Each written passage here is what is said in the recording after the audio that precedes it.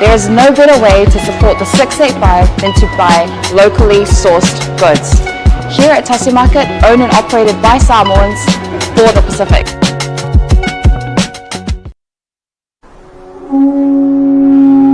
SMI Hardware is proud to be Samoa's leading provider of high-quality steel, metal and roofing solutions. Colours inspired by the heart of Samoa, from the deep blues of our ocean to the warm natural tones of our fala and tapa.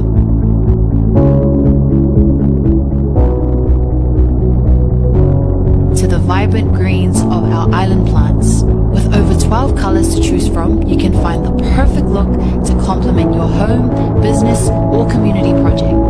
Built to handle the sun, soap and storms with strength you can rely on for years. For durability and for style, SMI Hardware is your number one choice.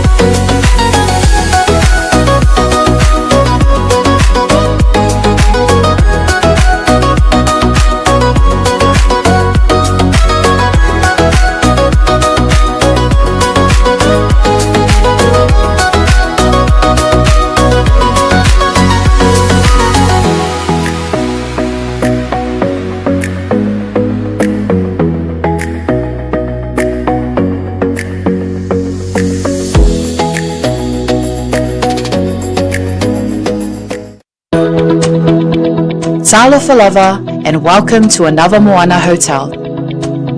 Located in the heart of the Vaitele industrial area in Apia, Anava Moana Hotel is a place where comfort, connection and genuine Samoan hospitality come together.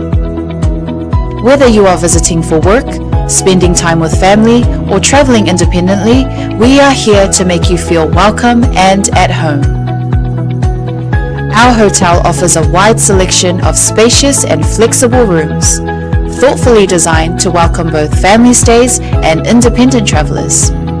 Our single and double rooms feature modern design showers and bathrooms.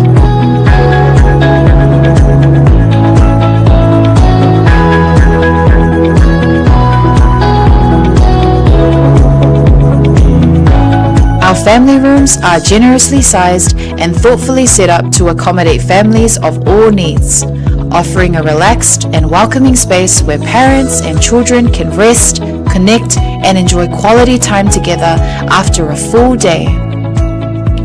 Designed with both comfort and practicality in mind, these rooms are ideal for longer stays and family visits. Anava Moana Hotel also offers well-appointed conference and function rooms that are ideal for meetings, workshops, family gatherings, and special events such as birthdays or weddings. Whatever the occasion, our spaces are prepared with care to support connection, productivity, and celebration. With restaurants and food spots conveniently located nearby, you'll be surrounded by great dining options and warm hospitality throughout your entire stay. Book your stay with us today and receive a special discount when you mention Hana, Asiata, or Martin upon check-in. Visit our website www.anavamoana.com.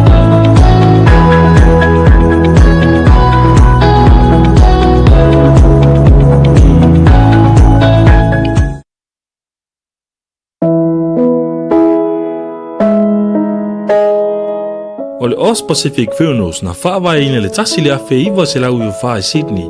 Wha mawina o le lua i au unanga o le whale maliu o Samoa mal Pasifika o whaawai i Australia. U lea ma u mia sa oloto e tama whanau lava Samoa. Ua silia ma le tolu sultau sanga o lana tautua wha mama avenga mo tātou tangata. Ua tele leanga waa il wha fuaina o lau aunanga, ma ua matua fo ili iloa il tautua. Mātou te mawhai lava o na mātou malanga atu i maota malawa e so se taimi e whaatala noa ina mta upu uma i ta pena i ailwhai ngā malanga, mo le ua wala au i aile atua. E ave se aile atua tu vale mane le mautonu a inga whaanoa noa, e le a whaina po le hale taimi. E tā ua i mātou a tātou tūmanga nuu malu, ma o lana anawa tau ave lava lea. Dignity of traditions is our service. E tau tua i le luas fulwhae tū la i le fitu a solwa yaso, mātou te ngā lulua e tū samwhina ngalo mana onga o a inga, a leo so mātou manao. Mo le fia malama lama atili o na sila mwhai tau malama lama lea i le mātou tū lau whamtalanga le website www.auspacificfunerals.com.au o le telefongi le tatongia tasi tolu se lau valu ono fitu o le national o lua fitu lua fitu wha valu tolu o le mātou telefoni fia viai o whaali mo o tolu tasi wha iwa lua ma fesili mo rata maitai pule na omi masina mua mana tua nei le tautua o le Aus Pacific Funerals Australia lo fale maliu e le momoe ai tautua ina o le alofa ma le wha avenga.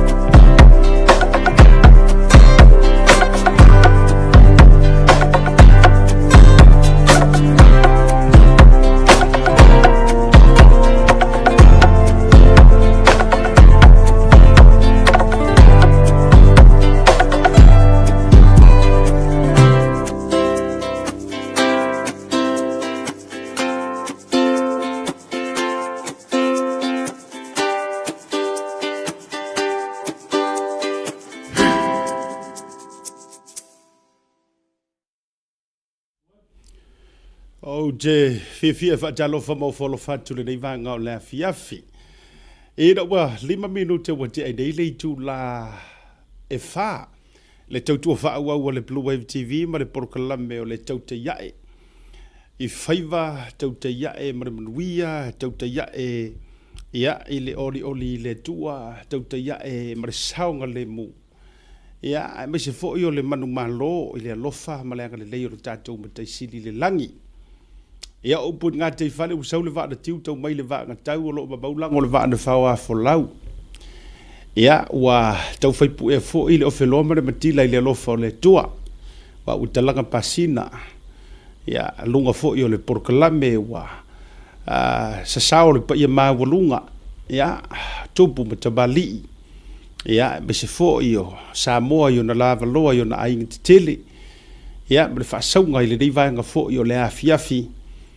Ya wa fo ile amateino le tatou porkalame proklame o leva na e tuli matanga wina o leva foi ona e whaatiri iai ia po ani palo le nei aso ia o afo ini tātou mata upu wha wauma mata upu tuli loa ia e wha manino mata oto tafa manino ai ia le mala maanga ia ngai te tauno tātou folau whaatasi ma meo lo tutupu ia wa fo i le si le fia e lo tātou watunu e le ngata o Samoa i tutonu o lo tātou watunu o Samoa ia o Samoa i fafo o le tau au na asiata o le tama o le motu tele i sala fai ia o le fo fia o te sau e amata le tātou proklame se taimi ia ona to ai tau nuu lea o le telefoni o le vai nuu o lo mori mai ai ia lei ataua lei ataua le sama lei ataua le taua ia po Godfather au te lo te mi la e tau walo mai le tātou va o le telefoni o le vai nuu e mori mai ai Godfather i nei le tātou ofisa ia se taimi ona to ai tau nuu foi lea ia o la usoa tau ia o le tamama tua foi vai atu ona i tu te tele mo na i tu taulangi ia aua le fa'atoina o le mafo'i auva'a e tautua oe Samoa le atunu pele le loto ma le agaga a o le fesili o a mai oe lenei aso how are you ia famalesaiga how is you is you is good ia ia le alofa ma le aga lelei o le tatou mataisili le lagi pe ana ufai atu o le savaliga lea tatou te iai o se ausaga e lē faivae pe o se ausanga e le fai vaea io e le fai ao o se ausanga e le tu vai pe ana fa pea e au no ma se tua o io le tua o le ola o le tua o le manu malo o io le tua o le sa o le tonga a o io fo io le tua o fo longa o lo tatou o lo malosi strong tower io o io lo tatou malua papa tatou te malua i taimi o fa fitauli e ui o le soifuanga tātou te iai, e tau te whaangalo ma tau le manatua le atua pe a solonga le lei mea uma e sao. A solonga le lei mea uma se asa fo i o tātou manatua le alofa. E o le winga, masane le whape o le whaangalo ai pe ona o tātou se e maa o maalie. O tātou o ai fariseu. O tātou tango i ula, o tepa i ula, o tātou futi manu ula i le alofa o le atua. Ua fai ma vaenga e tau faa ngalo ai. Le a au tamatau o loo taitaina o e mau i le ao a toa ma le pō, i le taimi, ma le taimi, ma le taimi. Ai a o loa ina lo fia tātou i whaatia ta mai o whaafitauli. Oh my good boy. O inala e pe e vavea i alo tātou au tango maro tātou tāpatapa. Pe o le tala e whai atua ina ua tāpatapa ai. Le loro matua. Ia, sei ai o le sami, sei e tango e toe su e maisi au tama. Wa lei loa i le ngata i whale, wa lei loa i iau o le sami. Io e, kapa i loa lea o le tina. Na fua ai o na maua fo i le nai ngoa o tāpanga. E whaafea ngai tonu lava fo i. O tāpanga i tai o ele o malai fono le tui atua whaano fonofo. A tu fo i le matua e a fuatanga. Po leifi. Ia na iei le upu e le whianga i vini makapanga. Tāpatapa i la ia. A o se i a. Ia o se si fo i se i la viai. E whapena lalo tātou soifua ma le ola. E kukupu ropo buanga ala o lai eva ai le kākou kāpakapa. Ia e o le soifua ia. E whapena ia o i e fo ia kākou kapa iai. O i o le tātou puruvanga, i ele alofa malenga leo le tua. Ma lor soifua maua. Whata alofa le nā, o fo alofa le nā, ma whatu lima wa o e Samoa. O upa ia mau sā, mau whai ngā, ia o rei ai, e iwiwi ai au talanga tā. Pe o iai, pe leo o iai, ia e tu mau e o le whaavavau e leise poto na tito e suia. Se iota ua maea o na whaata oto, ua maea o na tu ulaupua, ua maea o na pai. Ia ai whaia le suafa o Yehova ma suafa tātou te wheiloa iai. Ia, ilu mō nuu ai leo tua nuu. Ia, malola i o re soifua manuia. Ia, a male langi e mama. talo falea ia te oele e te mai mo mai. Nei ta mama tina mātutua e mai se fo yo feo yo le tala lelei. E so se fata faita ulanga. Ia, e tātou te fe ese a i ala o talitonunga. Tātou te fe ese a i awala o tapua inga. E iei fo i vaenga e whaia isi e ka lesia, e le whaia isi e ka lesia. E iei process, e iei porkalame, e iei awala o a o matulanga o sauninga. E whaia isi, a e le whaia isi. A e kasi lavar kuspa ia o lea e whai tau umai ma tātou sāwa vali umai i tau mwhaia muri ta ia. Ia, pe laula o le fiso, pe lau o le tolo. Ai alu umai le langi kau ke karikongu e reise a kua o kako kapua i o ilalo i le esa. Se vanga na, o le terisiano le tu whaia tuai kerisiango. Se vanga ngā ila e isi e kalesia kerisiano e sauma sola tua tau te leo i lunga e tau te tapua i lalo.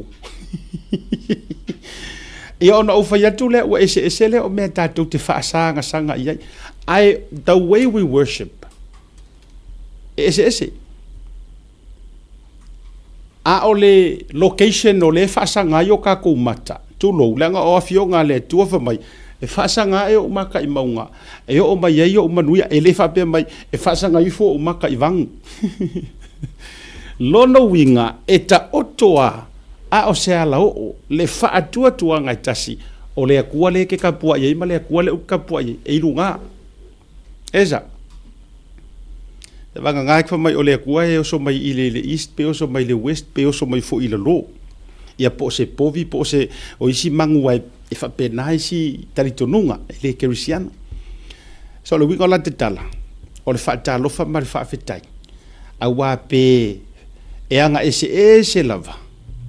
Ia e tātou te mori vai whetai ai uma. E le atua. E fio i lona no fuari. E lunga, e leila lo. Ia, ma lore soi fua manuia, ma le langi e mama. Ma ngai singa, whakusa. Io, e si vanga ua e sau whapea mai lei o la uatua ma la u Yesu e le o lunga iai, e la lo. Ia ngō whaku lea, tā lo whai ua la lo, a lo mawhawha. Io, ia, wha malo le, ona sai malo fo i le, wha toa. Feo yo le tala le lei o sunga i whawhia ngainga, o fionga i patele, o sunga i pikopo, o misionale, o wawai tunga o iai mta upulea. E isi whaiwhi au tā lai o wai atu iai. O le pifolinga mai maliu, pia o Samoa. No whapihau ia se wai tulou a, se whakuala ukala lea.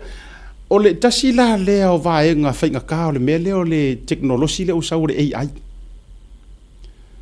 O le whainga ka ke, le wakareiro ai po whiangi mea mo ia o whia mea le mo. No, o e mau meleu ingola utana. Walaki o lo vai atu le amai so o ilunga o wha mai senga siari i atali i whaiwhi au tā lai lea. O eora pati o le ea le suafa. Ua mafu hainga o kau vai akunga. O keila e mo ia le mea le, but before ina o vai atu yata i au mai lunga wha pea o ngi me wha ai tulou le whafunga mai. O le leanga la leo, le si vaenga lea, e sawa. Ta si la lea vaenga, ia waa ko vai le ai. E si lia kule maanga ngai au me o video e whai mai le AI. E o i pese le o whai mai le AI. O a umatu ai ngā me whapena, so le. Ua matua whainga tai, lava no tai, loa po o whiangi niu sao au whia. Le ala fwoi le nā. E le tai o utango wha AI atu tato news. A tono me whaino utango e tātu nei pese fo i e se teimi o anga i luma o tūlango le AI e se tau whaafo. A o loko whaarongolongo mai wa ukango wa ukoma ai wha AI akua. Ni ei langi ngā mea o tātou ia e original aia. Breaking news e ha o mea moni a o whai te tenga fo ina o se kai di whai ai. E le la whai na la tau ia la create la tau. Alo me la na pe no whai te leva toela o whai te ta inga. Ua ukau o vai atunga o le mai lunga le tulang whapea na sefe si whai whai au lea nei tamaiti pe to lima. Ai ina ua kifa mai se ka avale. Ia o ki kiro whai le haka mai lunga pe se haka fo ile le a tulanga whai ai.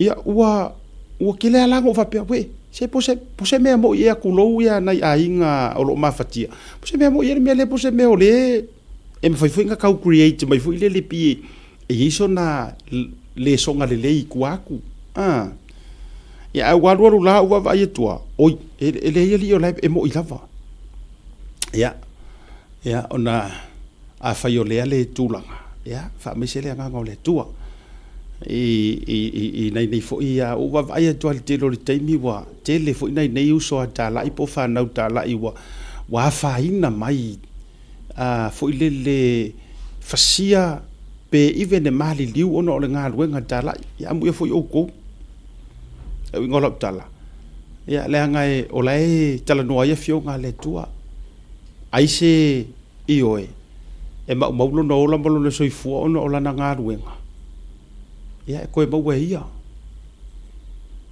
ai se mai mau vali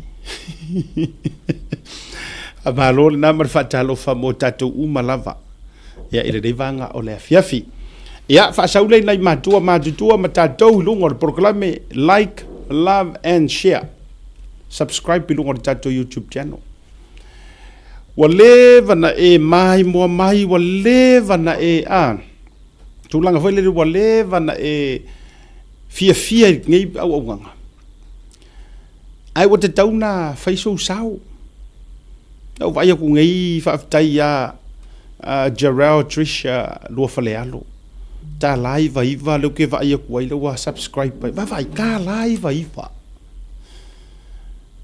ai o le tau tua ma le o na ngai vatu mo oi ia pe ana te fai atu o le ala fu ile e a fu ai no te fa pe atu inicio ila tou e a mata ona la tou fa le o ngai na lo ma tou ti nga e me se lo ma tou tua ma le o na e ma fu nga fa ku lo kala le ona e mau lo ta tou le me le o le tūlanga o lo mai tau mea fa pena ia ona le ona pui alo lo to matulanga ia te oila vaia winga walenga fa kula ukala a fai fo i o lea e subscribe tangata i tau mawhainga a so o se tangata i lungo le media a to ai ma unei ma umale ataua ai mai se le uso a fasala lau umala se malielo loko pe a fa pe ke le o subscribe. And let me say this, o re kangaka piko silinga fai ki o soi fuanga ngai. O re tangata i leisa na meo faya. The most person that complains and keep on complaining in this world is the lazy, the person that does not do anything. Mong yala ukala. O lo foi le na tali tonunga le uteno foma. Ma ine i meo papalangi. E fatula utala lea. Ma i foi la tatou papalangi ma i media papalangi. Kei lo e fai lako followers, fans, son, wa e umanga mea e fai ma e ia la tou tangata foi lele e subscribe elingi kam i se elingi subscribe pe kakanga. Ai lete dai complain tole. Au kako.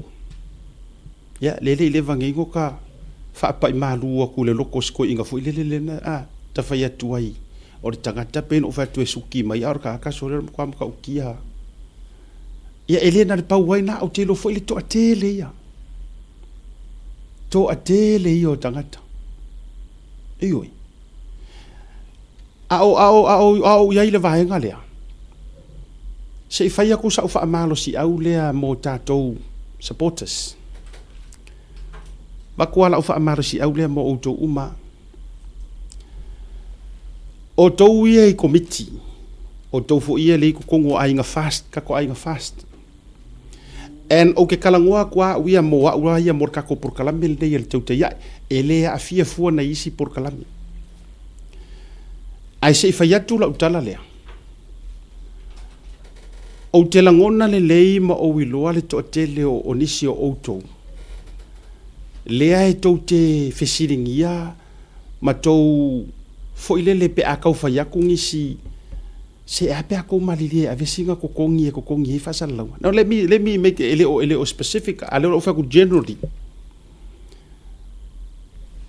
Afa yaku se manga ku fo nga ingisi o kangaka. Ape ko malili ave singa ko kongi fa sala. Angu sa wa lima ka usangang ke angei nga o fa sala fua. O uma me ai ko ki ro ko. E uma to ta uma ia nai tangata ia na suggesting atuna ya utou e ape ave singa sosoangi ko kong leanga ile amu iar kanga le kio langa tara le fali langa le ko fa ko leanga ese uma ta to e fasara lau or kampangi le ke fasara lau ban or kampangi le fionga ia fui mono anai ele o sa u kampangi io e ko kongi ya u kampangi o le ala le winga o la utala ese mai le tangata foi dele nga le turn on le o tablet fa pe ngai ruma ngofo i longa fale le free wifi makala ngoa fa pe nga e separate la le meranga au radio Samoa o le si fongor kai au fo ia le o vai aku fo le studio le uso ya fonki kulo le winga le o te fai atu le anga e toe mama le va au ki ai aki lo binga fo le la fatu la fa sole ka kia la we ta pipi ai se yo fa so fa lo to fa le mo tato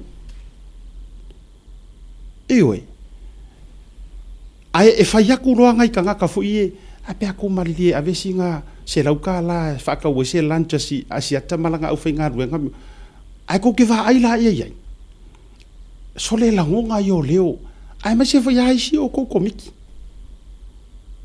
mai ai se ko kongi se o meanga e ko ave fua ia leila ale ro ave ya ave really e moi o winga na le o te fai atuai so le se kau fai ma se alo lofa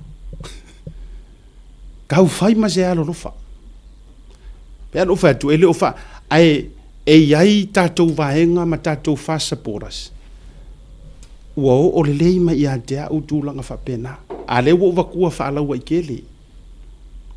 Le wo watua whaalau ai tele. E ku uku unoloko ai le whaako whaala i ngā uku. E le ai le tau te whaafufonga uma mai lava. E fuli maa kou whaasara lau ngai le se kongi. Le wo toi whaamarino atu. E fuli maa kou whaasara lau ngai le se kongi. Ai na paua leo lau au ngani. Ale ai se kokongi awar faya skala leanga fuorka ko proclame ya leanga ai kala ke po inga ku e koyo o uma mai lava a wailoa wale ai se kokongi ka ko walu wa ilanga leanga ola ukala nga ile kokongi ai a wailoa ai oi wa masania oi na olenga lue me ma fua fai fua ka ko walu wa ilanga ai fa mai afionga le tua le la ko fa mangaku auange yo kaku au ngai fia au ngai me ma fua ai kus pa ia ai tu lo ele a fia mata fale o mai e tele na masanina ai mesia ongi sia fo yo me o kaka fo fa lo ko fale you know o ke kau kala sa fa malu lu pe fa pe o kau ku lo vai e ke fa ngo le fia e silia tu la ya te au le au mai pe avatu le loto fo te ifo asiata mo vakua ai wangi ingi kala fa ya e silia te au le au mai ngungu ai au le au mai nga mai ai o ko fa longo kunga o la yai marsi u le o la fa mai ku ia vai a fa pero nga o manga ko kongi ya su ese si me ka ko fa ka fa sal lo ya su awana i o tau pei o tuila epa. Leanga o lea kou ke whaasa sanga o mama kou whai isi koia inga. E umolonga wha o ngā ka ngaka kia. Awangi o ka kou whapenga. Awa lea ngai koe whai fo ima koe whai fo. E la le wo whaasanga sanga atu. Toe a fua si tae au, ma toe tu uroloto to wha. O lea ia tātou, lea kou ke vili mai. E le sui ar kala asiaka. Au mai whaasa launga e le whaia e le tonia. Anga ese anga le leo le tua ke wa foi lai e ke anga le le si o lima ai ki safari vale ko shopping center ai ke ia sa risko inga pi vai ku nga pi ele ka ele sko inga ke o sa o mela ka kupi fa pena le fainga wo utali tonu wai fo i le vaenga ai na paua le o la to tu ala a fai e te si la fia le o lea wa leva no so so ni atu fa mole a wiki fe se kala le ngala ngai le fainga ko sa ngi nga ko kala ke ko ngi me na paua ta to vaenga te tongi lungo le tatu fa sa longa vaenga fa peni ona ye tatu fa sa longa fa pisinisi ka malanga ia e ko kongi se mo wai fo ngi ma ko kongi ma vanga pena o le fa ta ua ma le tati ma le vanga langa a le fa ko inga ku a lu ngo ka savali ku la ia le me ka ki savali a le fa mai ka le so le ma ko ka nga ka ko kongi ia o ke le rola ia po le me o nga e fa yengi invoice fa lo ko i fali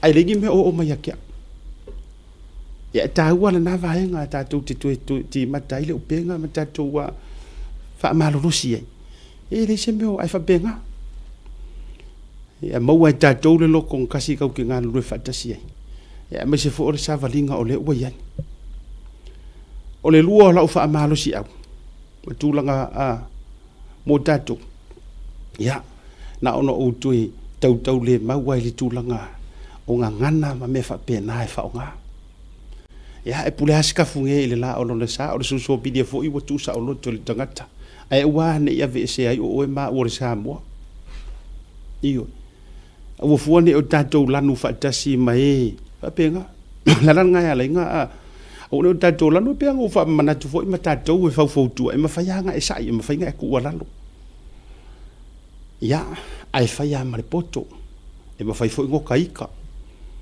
ai wone ia tangi ai wa se wa nga sala lo talotu e veke asa ia kwa iyo o ta va ia tu fo i ma tu langa ole e to fo ila lo tala fa tai lo te va ia tu le to lo te va tu le ko mengi le lunga le fa tai la e lo e ngo wa lui sa mo fa fe tai lo to le nei tai onga ole kele o lea ua ole fulia o fa sala longa ngo walo e fa sala longa le mali wole tolo ole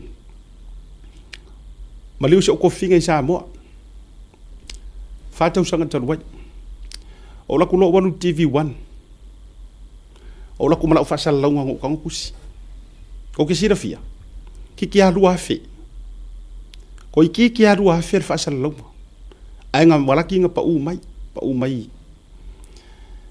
afe ko se la nga ngula ku ko pu e ha fu mai la fa ma fu fa al fa sal longo ma liu ele ma waingi kupe fa sal longo la so fa nau e fu ai upu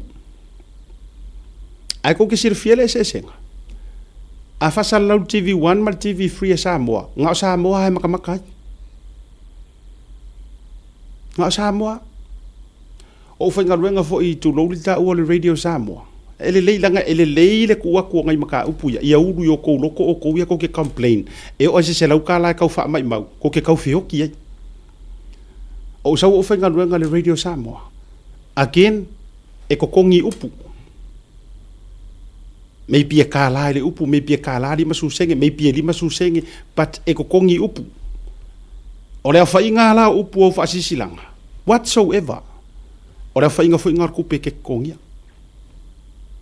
melana le utitoe o no fo ngalo fa pia soli se a o mingi ngo fo i mangi ai o mai ka ka mai soli o ke fa ya o kalaya ya ngamako ku mo musua ku ya e fa mo a pia avese se lau kala e fa ka wese me ai ya e punga mai fa mai o nga me ma sang ya ngale ave a fa iro la ko kongi ave suisa si va ai vai tato leo langa la ora leo la nga yeranga ale o te fai atu fa vitai ile tua ila na fa tupunga po kala mele a e sa we mai lo fa sa lo ngai lunga i no o le tu si de fiela o kala le la fa ko kide ka wo fu ngisi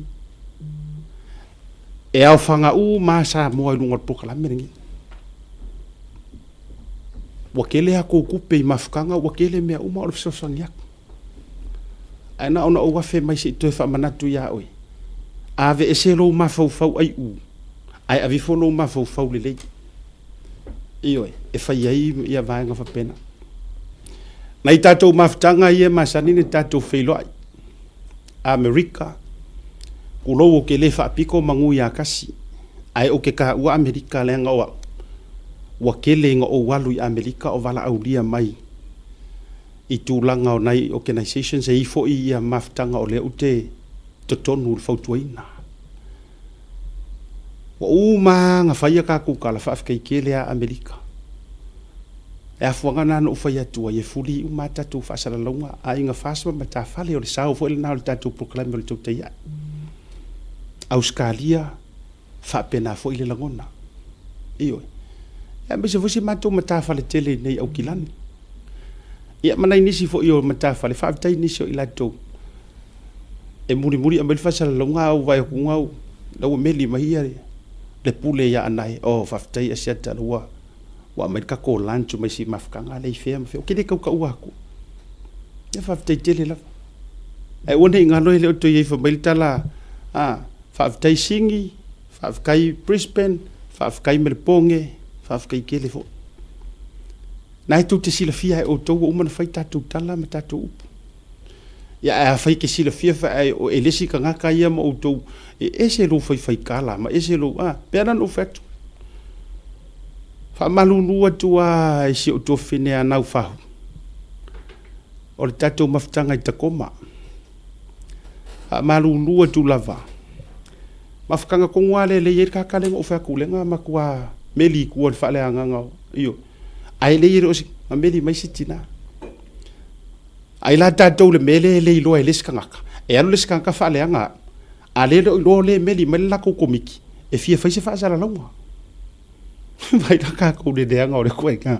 inga mia fa pia ya na u ta fenga uma na no fa malulu atu uma le no fa malulu atu o le lo fa mongi a o kele mama o kele manga o ke ku vango kele le anga o ko mafkanga kulo le ye ko ngur kanga ka le anga sentinga ku ko ngwa fa makalanga mangkala wa ko ngameli sa mo ya la audi ka va vai tatu ye la nano fa malulu atu o le lo fa moni au te le fa tanga le to inga mele fa mo ye se kala ko mafkanga ya o tangata fa apea fa mai le kala ku spa ia a ye se a onga la ngo ke kali ku ye fionga le tua fa mai le kala ku spa ia a ye se a onga amongst them uproot and replant se ola ku ala lo foi le ola ku ala lo foi le wa va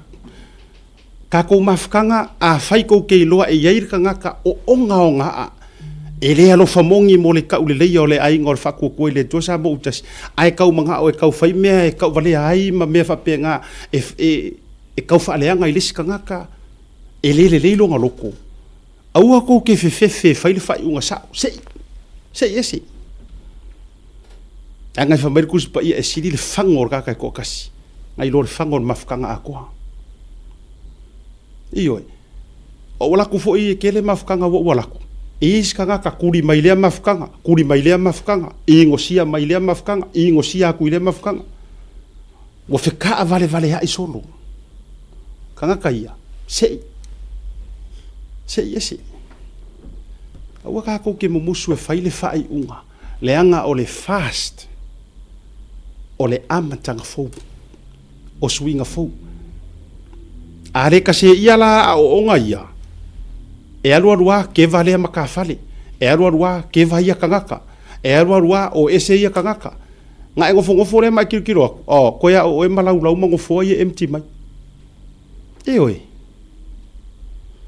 o tu ala lo fo ina te vatua ta to fo ia va ko ala lo awange ke nga yo ko finga ngalo awange ele o na wo to lo a fa ye to te ye matenga ma to le fia mai ten maybe ko kiri ko mala mai le asiaka malanga fai por kala mele ai o ke fai aku sa wa e ye fo ilo ufulo utai tonunga tu loa e ilo utai tonunga o ta to fo ia fa tai fono le la va ta to ye ta to finga fa tai fono worldwide ainga fast o la utu wa lalo mama lava mamanino O ke le karikongu e kakaunga umalo se 5 kausanga o kai fongo asesi. Ai nga fast lo ke fai kwai. Esa ola ukala. Ole umia ngai mea ngofo fa kai fongo 2 kausanga, 4 kausanga. Sui. Me mai oe ia fa maru me ia kules kangaka. Ai ye lo tel tonunga a au lo wa 5 kausanga wa paia inga a ko kai fongo mka fa le ku fai kwai. A ko lo sau paia inga. Ai mai se kai fongo sui kai fongo ke kusi fai lo kusi o executive lo kalanga kwai. A e lo e wa ko le 5 kausanga so o ngofo eri por kiki eri lo ngofo. A e lo e wa umi.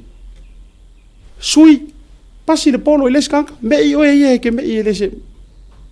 Ai se kai fongo po ongi sui kai fongo po tangata uma. E ngofo ai lava e le fio ese. Ke lora na ukala ese se pa ki ke lango inga e ke kingo ya e sau ai ke leo ya HPP wala ko for me ngale ku pu ya kula e pangala inga ko vivesi mo fa pe ele fiaru ese ya te ula io la utu ola lo a umi ya sau kai sau ngofo executive ka nga umi lua por kor ko sanga uma ele ka ko fa ya se revoting pole halava valentia oi fa kai fa alo me mai les kanga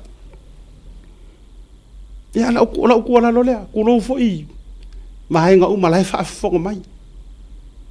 Do you know sometimes e ser fa ngar fa so le wo ku la nga e kau le ango e so kingo so ko ngisi o bo mai ma fanga. But a o le fa so kwai it will always become a burden in me. O ngale avia ile o markanga kai e loa uma kangaka e fai rot pro kala bele ka ka sa o mai asia tamle atu.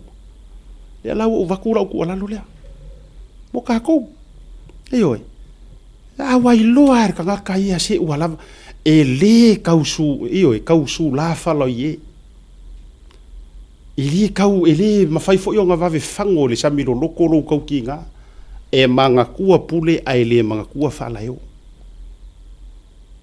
ai lo utal tunu a wai loa ka ka ai mai sia ka sa kai fongo mai har kai mi foko aku wel fast lau fa penga ia lua feru kas sau le la haru lua feru 5 le pa inga wa akol pa inga so to me malie ia pu leo to loto fa ma vai aver kanga kanga le wa levang kau kua le sko inga le siro mkua e kau ke anga va uma ki rot fa fe kai ngai mea o le fa fe kai ngai ka ko supporters e le faiangi au interview fa academic foi lele e pasila o school si malau UI ia o fa fe kai fa sa mo uma me e kau ke le fenga ngui lono winga e anga va u ma tato ioi a o ku ala lo nga o la u kau le mau e le faiaku se kala o se si ku ma lie fo ku finga o fo inga uma e nga vili mai se si ha fa pe me seta wa e ba ele fie le ai o ke le ai o ka I love you so much. My love and my respect still there. A ole alofa mongi e ave se ai le fefi e lo fo ile uso mongi e faiak or ka ngakar ngai ku yo kua ma faiaku ya ngofo pea ele mongi le alofa anga fo ila ele fai ele sau rumangi kala ele o sau ia kariki ma upo ka ngaka me fa penga ale o utar sangat kal sanga awai lo e kele o ka ko wa lava lau kau kua 5 kau sanga oh my good boy I do not even want it to become kai fongo o fai lau kusi for that long yeah pasi de polo tato bol malolonga a foi bai fa felo ile ya tau longo tato po kala beni vanga fefi.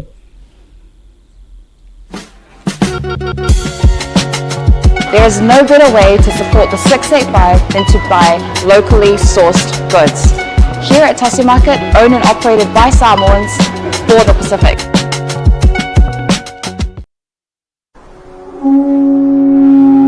SMI Hardware is proud to be Samoa's leading provider of high-quality steel, metal, and roofing solutions. inspired by the heart of Samoa, from the deep blues of our ocean to the warm natural tones of our fala and tapa.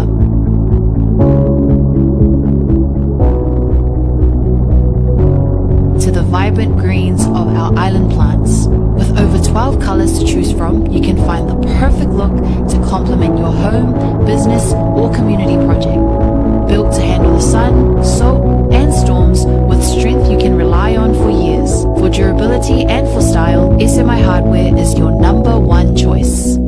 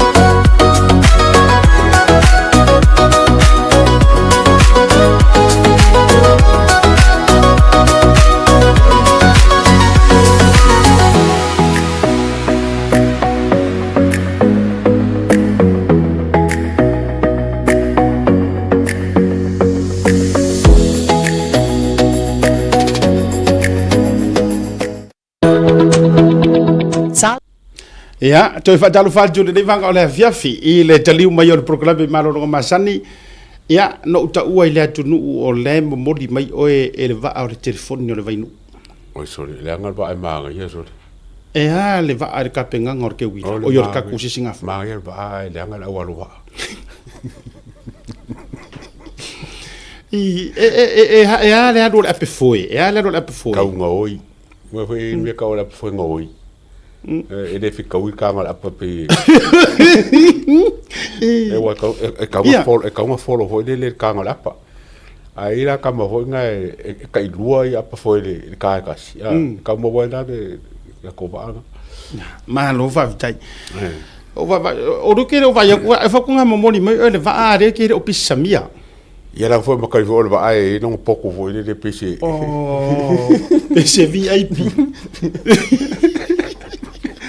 It's a business class. Ke le fongere vai usa o fa mai. E condition me va. E uma como va. O to suyer fa vai o va di ya. Va fonga le wengi. Ya, ole ata o le ata wa se fa te atu ana fa sala longa ia tatu ai nga fast. Ya, ona tatu to fo mai la ia le. Se fa ka kala langa umi ka ori if fa. Manga ia. Io, ale la fa solo ta fa sala longa. Ya, I tatu nai tatu mata fale le o fa o mai. Ole fa sisilanga mo Samoa mai melepone Victoria. Ai ole fa sisilanga le ale tatu mata fale mai Victoria. Ole ato to pe ia fa I o tai lolo to Samoa fa nga Samoa na tunu pele. Awa o pa ye le popo, mau pa le solo so ma to leo to low na lava. Ia ai o folo fa talo fatu por kalabio le tauta ia ai lo to fa vai malai malo so tau le ataua. Ia male ma lo le fa to ma lo fo le tautu atu no o lo faiva a lo fi au. O lo sa ma ia so uma awa le tautu ina o Samoa ia o te roa mare la langi atoa a le nei fa sala longa. E fa pito au nga fa Samoa uma o lo alalam papa au I melepone po le state of Victoria. O le awhaia le sivatele a le Fast Victoria a inga I le aso, ma le taimi ma le no fuanga wata ua ilunga. Aso tona I sfuru ma le tasi, o le masino a perila o le no fuanga, fitu tasi le valu tasi, Bisidale Parade, ina I Broadmeadows, Victoria. Taimi o le ono I le afiafi, se I aulia le sumare lua le vave au. O le afafifia ina I foi oe e le faili tauta ua I me le pone nei o le Mount Fowl Band. Ma lo tiuni am le vaenga. Aua nei e misia o le mātou, o lea mātou te tarosanga atuai, i le anganga maualalo yo mātou ainga wo mai masani, ma so o se Samoa, pe e te fast pe le ai, tala au mai e talia so o se tasi, tātou mafuta whaatasi i le fia. Alofa, ma le loto ngatasi e lango lango ai, mātou wha moe moe, mo se sue ngā tupe, mo le sisi ngā fua i Samoa, mo nai masina o rumana nei, wha awhitai tele lava, mo lo o tau lango, ma le alofa, wa sainia le dei wha silanga, ma le wha alo tele, e le fionga i le taitai fono, le whetalainga i a whisolai a polu, ma le laulau a fono, Victoria Fast Ainga. E sere manga ia. Me le alengo fia i whasara launga, vai vere whaktura a tau tele i o. Lei a tau, o le manga ia o kama ia, kama whisolai. Wafo ilanga o leo kama o leo wakako marili e wha mea alofa le whainga e le kokongi ia. Ai mua mai wha maro ia kaua. Me ka o le vai fafo. Le ngā. Ko e keu le vai fafo. Yes. Ioi. Vai le manga ia. Ai si la fia e vesolai. Maua le vangoe whasala laufua. Ai awhia e si wha maro kau kua la wali. E malo. Vai or wharkoru markako mafkanga i ngai Victoria. Tātou me i Hawaii. Ia, o le whasalonga lea mo tātou i Hawaii. O le awhaia le tātou whorotanga wha le masina a soto ana i nei se furu ma le tasi o Aperila luafelusu ma le ono i le lima i la fiafi. O le tātou whorotanga le nei sa tono pō mai i le masina ua te ona o le tūlanga o le tau. A fifio mai masu mai tātou mafuta i le aso ma le taimi o loo wha ailo atu i le tātou flyer. Wha awhetai seinia e le fionga i le teitei fono to wha fata la auli o tupo ya e mese foi o le laulau address o ta uilunga i le 5 fitu ono Kamehameha Highway kauku ia o le whaasisilanga rena mo tātou i Ainga Fast i Hawaii. O le si tātou whaasisilanga le tātou Ainga Fast sini au se tālia. Ia e toe wha amanatu atu le Ainga Fast sini le resitala e whaafou o le awhaia i le aso to na i se furu maritasi o Aperila lua whenua se furu maleono. E le taimi se furu le taiao i le 5 i le afiafi. Hall Masani i a Siautoina i Tione, Pefia Hall, Tasi o 5, Lindsay Street, Gambletown. Wha amanatu e au mailo passport mo le po le driver's license. 4 ID. Wha afitai, a fionga de te fono, suruape niko, suruape whailau tusi, ia o le wharetua, po le tuafine a imeleta, aluni, tuulau pua. Manga, e sero ka ungo fie, whaasisilanga ringi pupu, straightforward. O le whaasisilanga mai tanunga manono, mawailima, kamakokongi la ia. Ia. Kamakokongi. Mai mongkor. Tau ia whamaene o tailoroto, upa ia sau ngata Samoa, mai lava i tai sama o le tui manua, se ia pa ia ngalenga, na tauilo ai manua malo, awa ele ai se tau teipoto, e to e sea, pe to e suia, awa ua to oto, ai o sea lau o tulo ia. Ai le ava mara wha alo, tele wha sila duai suli moni uma ma whioi, o e na soifua mai le tina ia, dau mai no mau, po mau, o tanu ngā manono mawailima, o lo o awhifio, ma lala iso o se tu o le lalangi e whapea. O le awhaya le tātou whiro inga muli i le aso iwa o Aperila, i le tūlai lua i le awauli, i le mautafono o le tātou ainga i tanu ngā manono. O le whaamoe o le sa ilia lea o se tasi, e tausia lo tātou ainga i le tūtino o tau mai no mau po mau i le swafa atoa mafuai upolu. O lo le awai mai, o le a le tau fia pe sui ai se finangalo au tasi, e furisi ai finangalo le ainga masui awai. Tau pule i le alofa o le atua e tai lo tau soi fua i le aso to poina. Wha amanatu atu e te fio mai lava ma au mai lau taunga wha mole. Whaia ma le wha alor tele.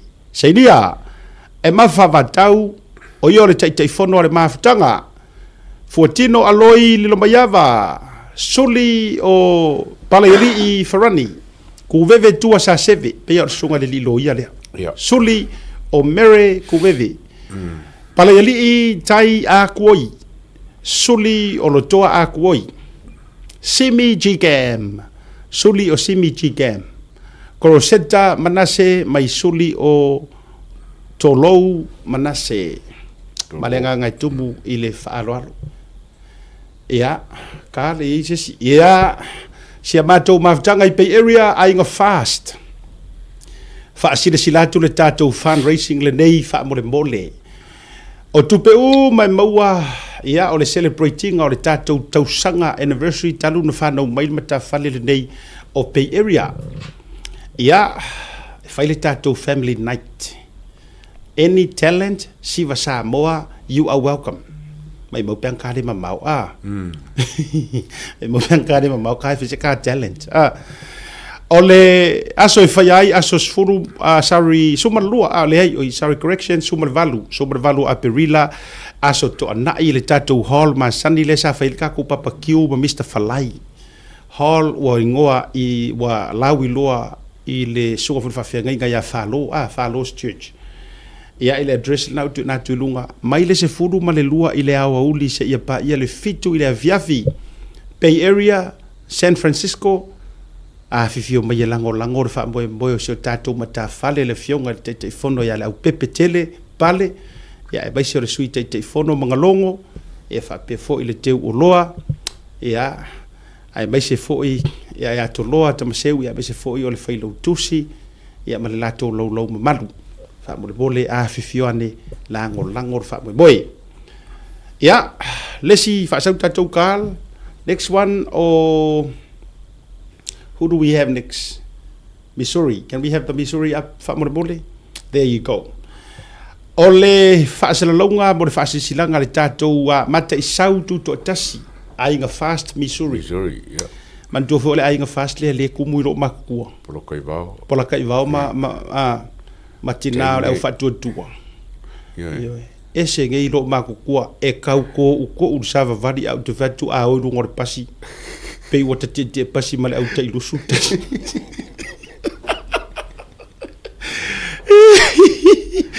tina matua ya sinua ya me se fona itajina ka lo fai ya lo fatele atu o le tato Missouri fast ainga fundraiser aso lua sumale lima a perila lua felu sumale ono taimi lima ile afiafi ya lua sulta la le unfale heavy sapa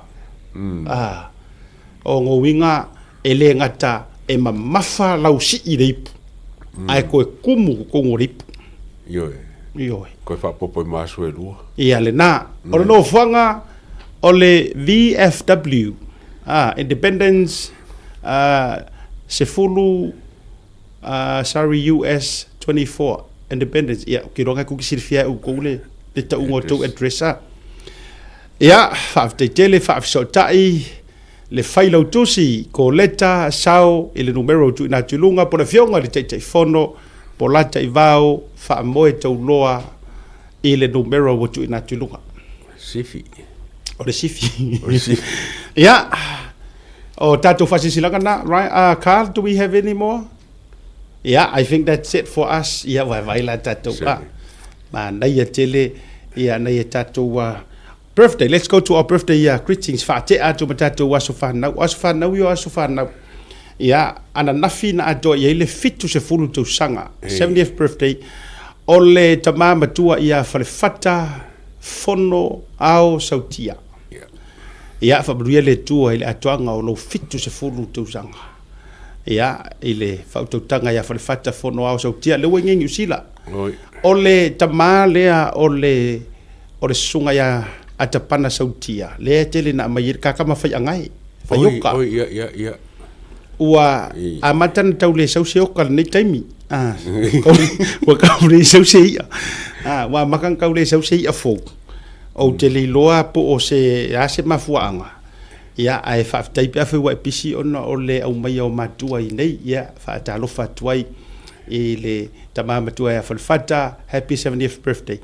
Yeah, and welcome to our te roa. Yeah, wa whaafitai wa isau se inofo le leisi o watari i whale tasi nei wha so e sa le whiaru wa isoro. Ioe, ai tarusia ua nofo e whaise whi au o ngā. Lo whaangana na, te panamar whalitua mar whanau, e mese fo i o le tātou proklame. Ia, male aso whanau whai u happy 24th birthday. Ia, ile atali ia tawai, kalo whai. Ia, tawai Poretisano mai Portland. Ia, i Oregon, i Amerika.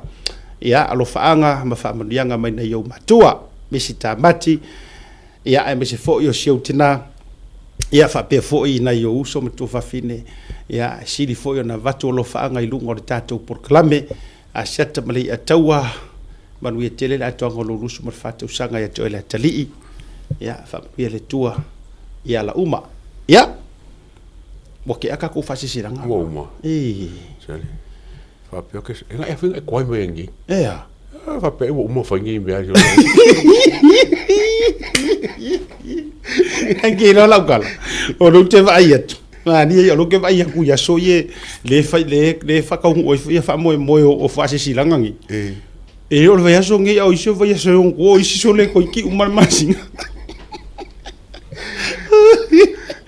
alo mo wingala e ka fianga fa alu se mengala sa fa ku nga wa me se o le me se ka ko ai nga fast e fa fia langa fa alu fa sa longa nga fast de vai so fa lua alua isele ma ngai ko fa afia ngai do waru ngai e kaunga fa pe o fa salonga muri e fa ni e mar fa salonga amaka ia mango winga kaunga aru le makanga mare fa male sumun muri ai de yo fa pe wele le ka ke fa ya kwar ko ngur ngai kai mira fa fonga ya fa fela le wo va ya kulkero fa salonga ngai ele fa ya fa ungor va ya so fa ko fa va so fo mai sir va so on le ase kala ko se fa le va ya so mon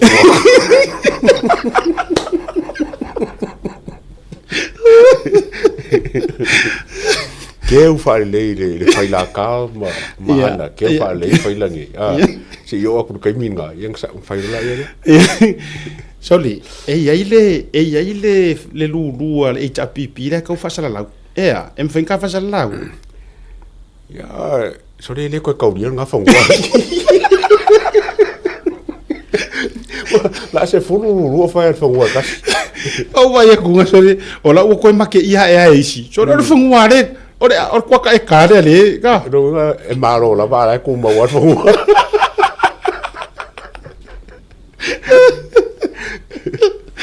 e pa ko ma ka u kia ke le fa nga nga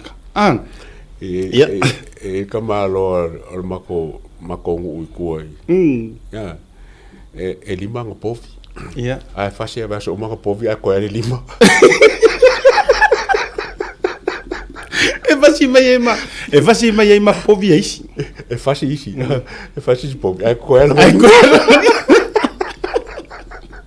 e geilo ai le si makafale se ro fia or kamale ku so makafale le ale lo saka kupi ani a kautfan ku so makafale ya la ka u ku pe or makafale le ele lo se ma kupi ngo se maki ke eu maka ngu fi fa sala lau ko se la ko po e or me fe ai ke o va ku wa sen mai ma kupi o yuta Ano makafale pasiba, makailinga ma. Makafale makailinga ma peso pa brown. Ya le ngai popoko. Kiro makafale dia. Usai kami avo ile wo ka va yo fu wo se me ngo se kiro va yaso. Yo ka o ka meria ku. Todi o ke va ku ke ru o le i Colorado o St. George ya le la fa sala la wo ku do.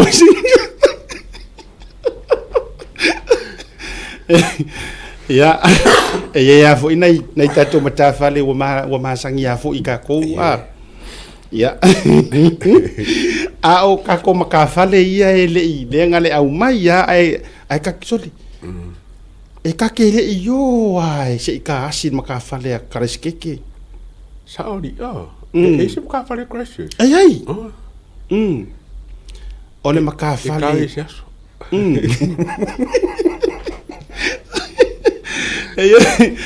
awo ya me ai lima povi ai fasi ko gigi ai a povi eso uma esa wa fia lima po vai so uma fasi povi e ko na be fa ka ya koki ai ko ya nga lima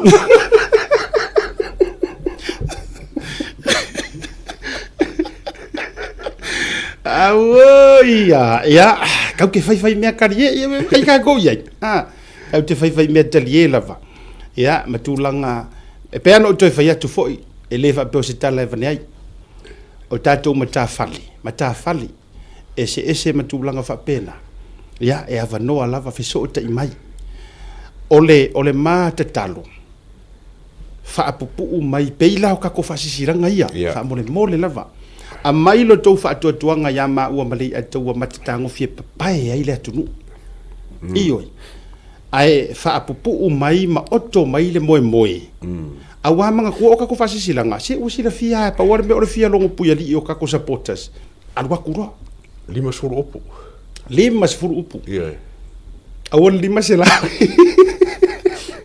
porque ele foi de mais full fa curso full ya na sao curso full foi mari io ma ngai io le graphics le me vole to fie la tamo fatale le i Hawaii o te fie le man ia o lana basically mai ngole tu langa ole tato flyers ya lawa mai fa tu tuanga matango fie fa upu ya ole tu lalo na ai tatou matafale foʻi ia lea ia e kaukele koge kilikele o kaimi ia takoma malu le tatou matafale takoma wa lua ia siaro lo ia e lua ia Washington o le matafale a siaro ma le matafale a Washington o ia saria takoma ia sen mai tatou o tatou fatiata mai foʻi uma e wa uma le wa tu fo se ma ua pitola au matulanga fa pena ia ai to ko ngeki mai ia mai tato flyers ta pena le mai ia ko ngia kwala ye runga ia ai ma fitango fia fa upuatu ia tulanga o tato fa mo o ma yo mele luom ka fa le America o ngol va ma ia wa ko kia pe ko ku la va o me pe matu io e tala fia unga e fikaui e tala fia unga America ia mesela le fa kwala ka fo ngia sole o le sau mai ia ngai Victorville ia luar ko lu foi ku lua i ku la ngai a traffic la ia over ke fiu ke ku ngole no winga ia taua io taua foi nei tato matafale ia a matai matafale ka kele io ka ko issues ma te fa ta lo fa lo ia tu tato te fono o mama o to lo lau ia ta lo fatu fa malulu aku ingisi maka fale makele lo ko ngupo ai kai fongo ia ona tu langa e telin tatu le so tai ai amata tu amato nu sila la o fionga tama matua se wa muli ke lor kai fongo piko i makua le le ngi ma lo la va sai mo to lo lau tatu lo malu te o loa ia aleasi plate vau se tima ia me se fo io le foi lo tusi ia le talenga matu talai te vanga vai fale ia o tato me ia tu loi la loi Wellingkonge fa talo fatu ia pesita me talasi a feta metalasi ia mal to lo malu malia mai pe ale mo ko so fa ale la o ko kwanga mo te fono Christchurch te uma ko fa ma oki mai ka ku ke fongo Christchurch fa mo le ia tato mta fale na me se foi Hawke's Bay le si le na sa wele si tatu whatever ia fa talo fatu ia te o tau ia tatu me ia tu Australia o Melbourne fa talo fatu o te lola o mai e swinga kofi Melbourne ia la o te fonor ka ka mo fa fonu oi Mr Falai malo talo fatu ai ia ele fa ngaloina fo ile tautua sa ia ile fionga ia teo pola te vao Anthony ia fa te tele ia me se fo ilo fo taimi ia vai fa ma vai fo ile hauso ia o malang kaimi le ua ka kamo mistala o king falai lucky ngai fongoro ai sa simi ai so ela ke ro mer pogi kafia awai er ko alanga kasira fo ile le ai ngam ka fare ngo waru faila o skala ri ia ngora ka ko ai sosi papakiu wa ka ko alangor kai fongo ia o fa ofonu ia me se fo lau eli panapa tato watu i Canberra I think correct me if I'm wrong fa sa mai pa fa be ai peia o se uso ya tuilangi le sani ia el tato te fono ina ia maruto lo mamalu o I fe fo ile ngole a le eli le mainga le au le mainga a fe fo le spiko nga o le siske kenga o Australia e fe kia o birth o te e tato ainga fast birth au te le o mautonu po ai le te fono ia fatalo fatu le fionga le te fono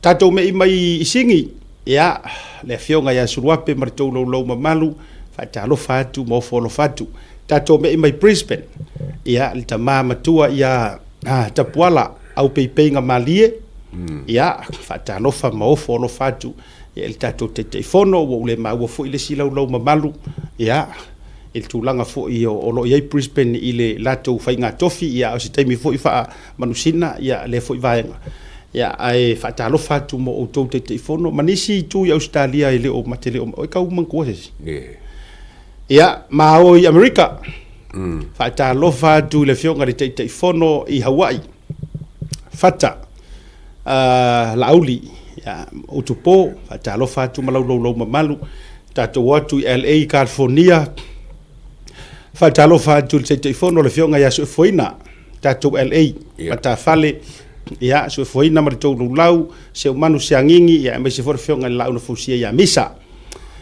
ia tato me ia tu Victorville il mata fale fo ile lena vai lua ia LA ia o le fionga ile te fono ia lau matia manu lau matia ia Eli ia me se for le tau lau mamalu ia ma le fionga fo ia alui Belinda ia ma utu uma o le maftanga ina i Victorville tato i foi lunga i Bay Area le fionga ia pale ia po le upepetele pale tai fono ma tau fo i lau tato wo atu i Missouri po la tai vao fa mo tau lo fata ia ma la tau fo i komiti malu fa talo fatu tato wo i fo i Seattle ia o le fionga ia afamasanga tatou tole foa fatalo fatu le tatou ainga fast na ia fa pe fo ila takoma bo le maua le tatou te fono takoma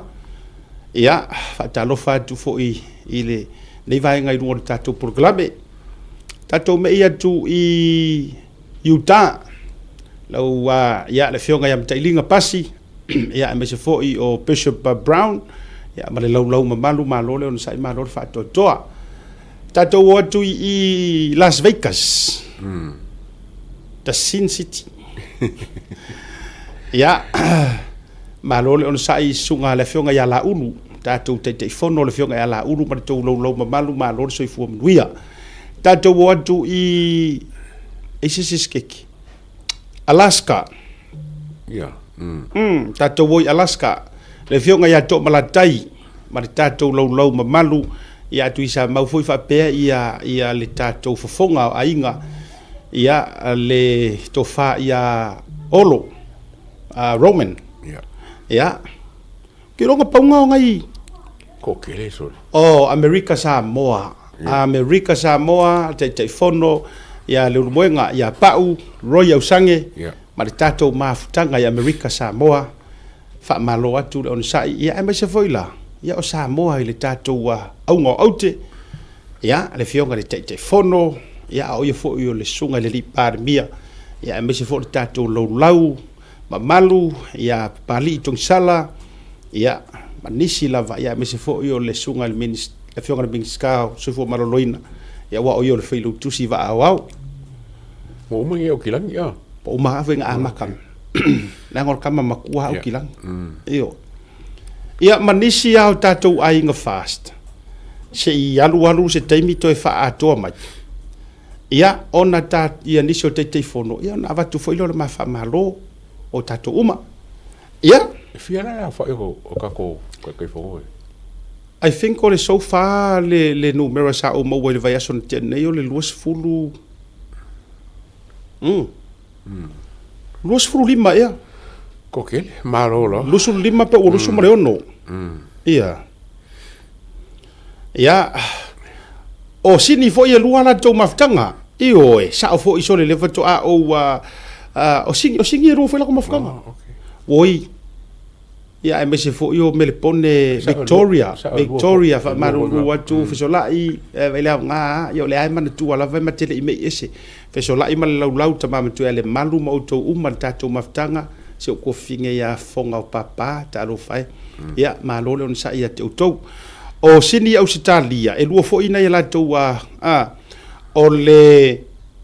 o le to fai ala vea feonga te fono o la vea o le sunga le fai tusi o le fe le urmoenga ia ma le teu o loa the man himself taulo papa Victor ia o nei vaenga na o tatou matafale ia se i koe fesoasoagi mai ngisi fo i e meli mai pe afa pe e mai mo mai le taimi fa mana tu mai ama ua nisi o matafale matatu te fono that would be nice mai faile le karisi faile le karisi ari eto ia ta i loa fo ia tatu matafale le ngai fa leo fo i le tautinga o i la tau ia mai se fo io tulanga o lo ia se uma update le malisi o pe o kula so kofi ia waseki umaloka ku ia afa pe to fa fo mai ai tatou te le i fisotai ia matoe fa manatu pe nga fa kasi fo ila so kai mai ia ko so kai kasi mai ia fa mol ia ma fa ilo mai le to lo la ma nga fa lo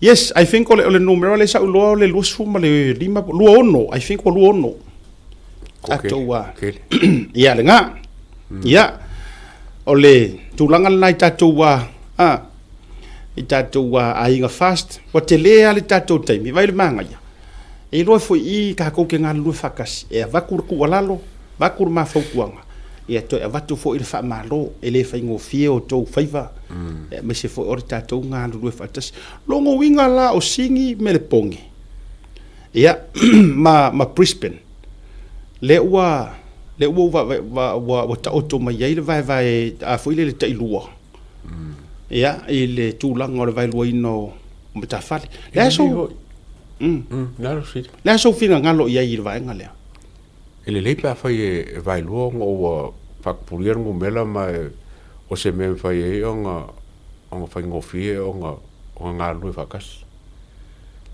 awa iske mi ala vai luo fe se se ia fa se se ilolo ngo winga ele se vai luo le fa se vai luo fo le ngo fa ngofie le e kiu ke ra kai fongo ma fa ngofie nga luo ngo mela o fa kelenga se me le kele nga ka mo le ola ia e foi ngai fa ro ku iske mi foi ngai fe se inga ko asiasi ko constitution as constitution fa se suinga foi ngai i me angi kai kai luo terms kai e marolo ia ko sa wele pe ko voting ele anga ko le me ngo fo mi wa ia ka ko kilo mele ku pu mangi samo o kero neve ves fa su kausanga luo su ko kausanga kai ele me fai sui ale foi lau fa marolo a wa ki ringa le anga so ia ke ora ia ka ko nga luo fa ka fo le inga ia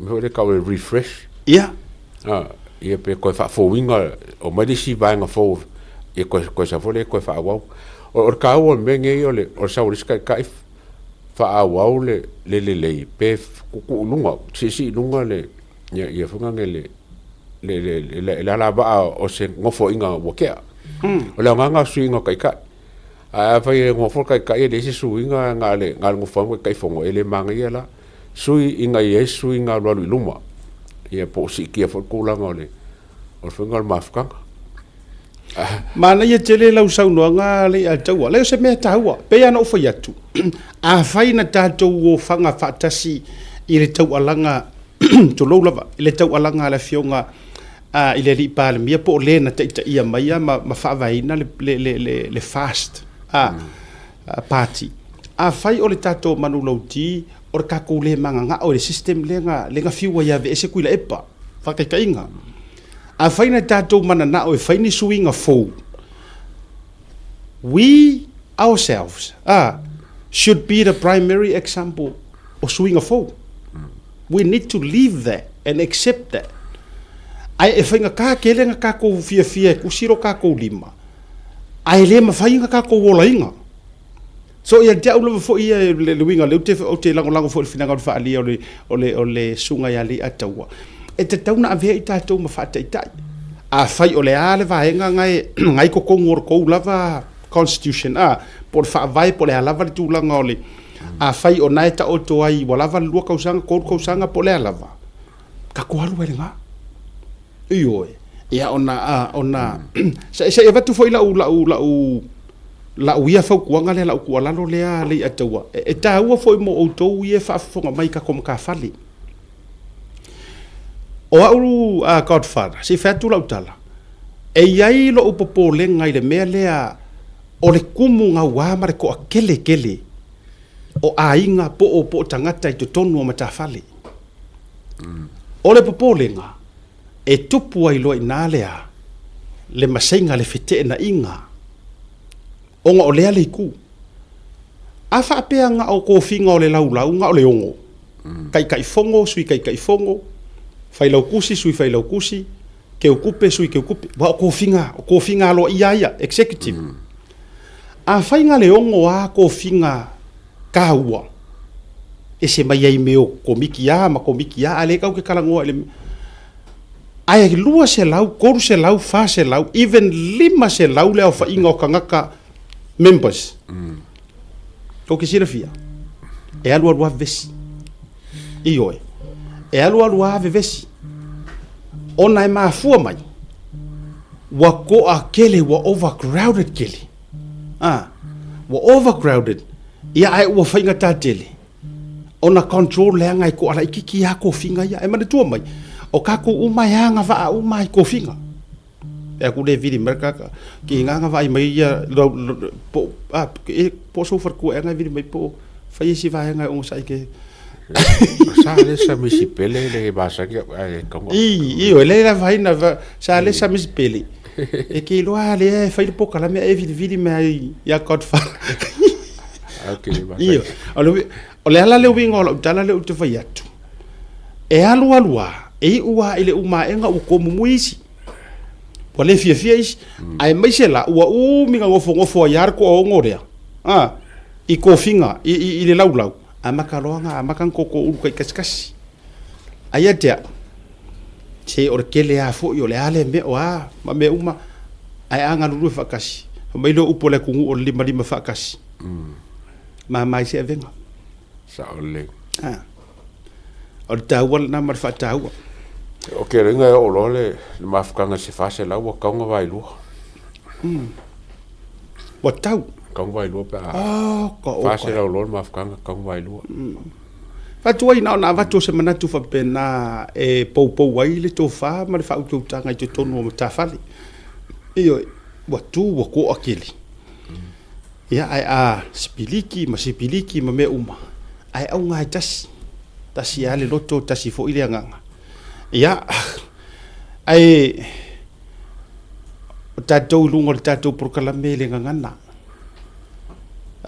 fai que talanga o tatou producer o le Filipino ia o le sosoani ia le fine ia hana ai o le wo vai tunga ia o fu tatou te tali tele le au ngutu le ngaia you know o ga ko ke so nga kali pe ai sau ai fa ali mai foringo na tamamalon tina taka to ia to tele la lafi mai tu fake pages ma fai mai to ko men nga o tele ia no tele ia la nga wa kele aka kai wa meri mai ma tu langa fa pena lunga le YouTube pa me se fo lunga le Facebook ia a faia o foringa io lo to fine tu lo po lo tina sau pe o fa ali mai lunga ia lai launga ngana ma tu langa fa pena ia ai o fenga talena o le tatu o tatu te ano telefo ia se ke ko reply fo ina tile ala ia le na fa tele ina le ai o tangata u male ne yo langa o la to ilalo la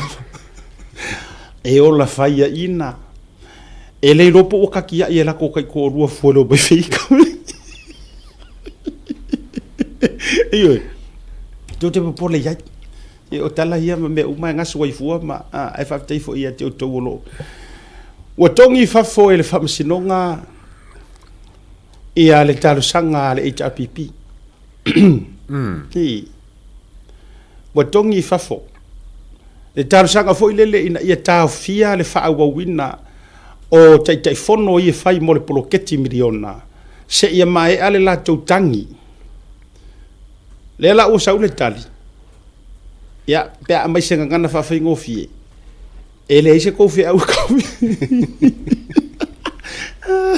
ele se ko fi au ko ke ka fi ai fua matau avatu ai fua sa matau ora ele fe ai ya i vai nga ya o kangi le chapipi wala ngal kangi mo nga fi me o kangi mo la kangi le ku fa kase mo fi me o mo le fi fo ngai ngo wa le ko fi ba nga le ya nga le palai mal ba ngai ngo sur ke le ma fo kangi mo la le choni le fi me le nga le ku fi me mo le mal la ko fon fa vai i lo ko fanga le nga be se fo i fi me al kangi mun muri al ba nga nga ba kun muri le la wo me de ungon me mun muri ale me le ni lo ke me mo ia le la wa ma yo lo wingo le tala wala mana na o fa to alia e ka ofi ai se failo u se manga o e ku finga ngalo e ku le finga ngalo malo e failo la ku ka mai finga ngalo manga ka ofi se la mas fur ka ofi le proke ku per proke ki me o manga se se mo me mo o le la wa mai ia o tongi mai fa fo na vaenga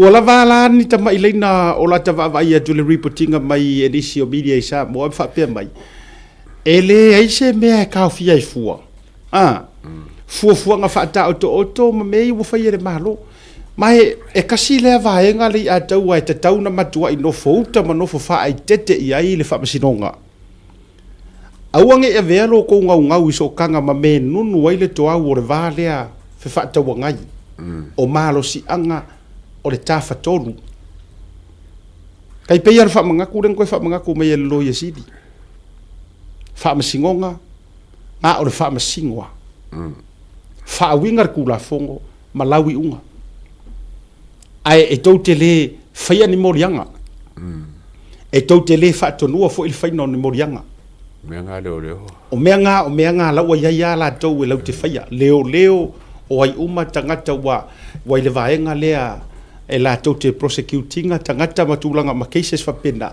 o la tau le na ai fa masingo lau fali pe o ko ele ma fai ko lau fali ko fai a onga aku se siku a fai nga o lau fali e ke lau fali e ke le lau fali onga e ko saule e ko fai me o fai a onga pe foi la o tu langa le o ye le te mire ni e ta tau ona fa e te le o ko alalo ele ka kau onga ko fa ko ngua fu me fai e malo le anga o le si pouku ko le o le si yes awa a fai nei le me le ai sao le atua o le fai aku lava ko loia mai e fa msingonga fai aku me ale executive por pulenga aya mai fa msingonga fai aku me al parmenga aya e alo se ka come mai na so fa parmia fa CJ ma fa fonga fikala e si mokiva fa palmia alo ko fa koi awo lor ko fe se ka fa ko ai ave lo ia mar parmia ave ia mar fonga fikala e fa o popo dungo langa CJ la ia vai ale la au se ia ma fa ngifo le anga i ko ka fa ko e ia la le supreme power o le ngofo aku i le parlemengi o le supreme power nga o i le parlemengi nga o le wingo fa metalanga e ma fa le parlemengi nga remove o e maro ngofo e ma fa le parlemengi e anga e ala le vote of no confidence o nga remove le parlemia e sa lo kan e ma fa ai e ma fa nga ko ka ngofi remove le fon fa kalai anan kau ku pura wori foi e kuri fo ka e oi ma la ki fo mal lo yeside se mawa e le kus ya hello we gana ole tu walalo langa pe fo linga mai ole a kau fa kongu mai kai office of machine ku so le ole manga onga ku le pa esele poto le tamalo a me ta ole por kiki nga pala ele ali atau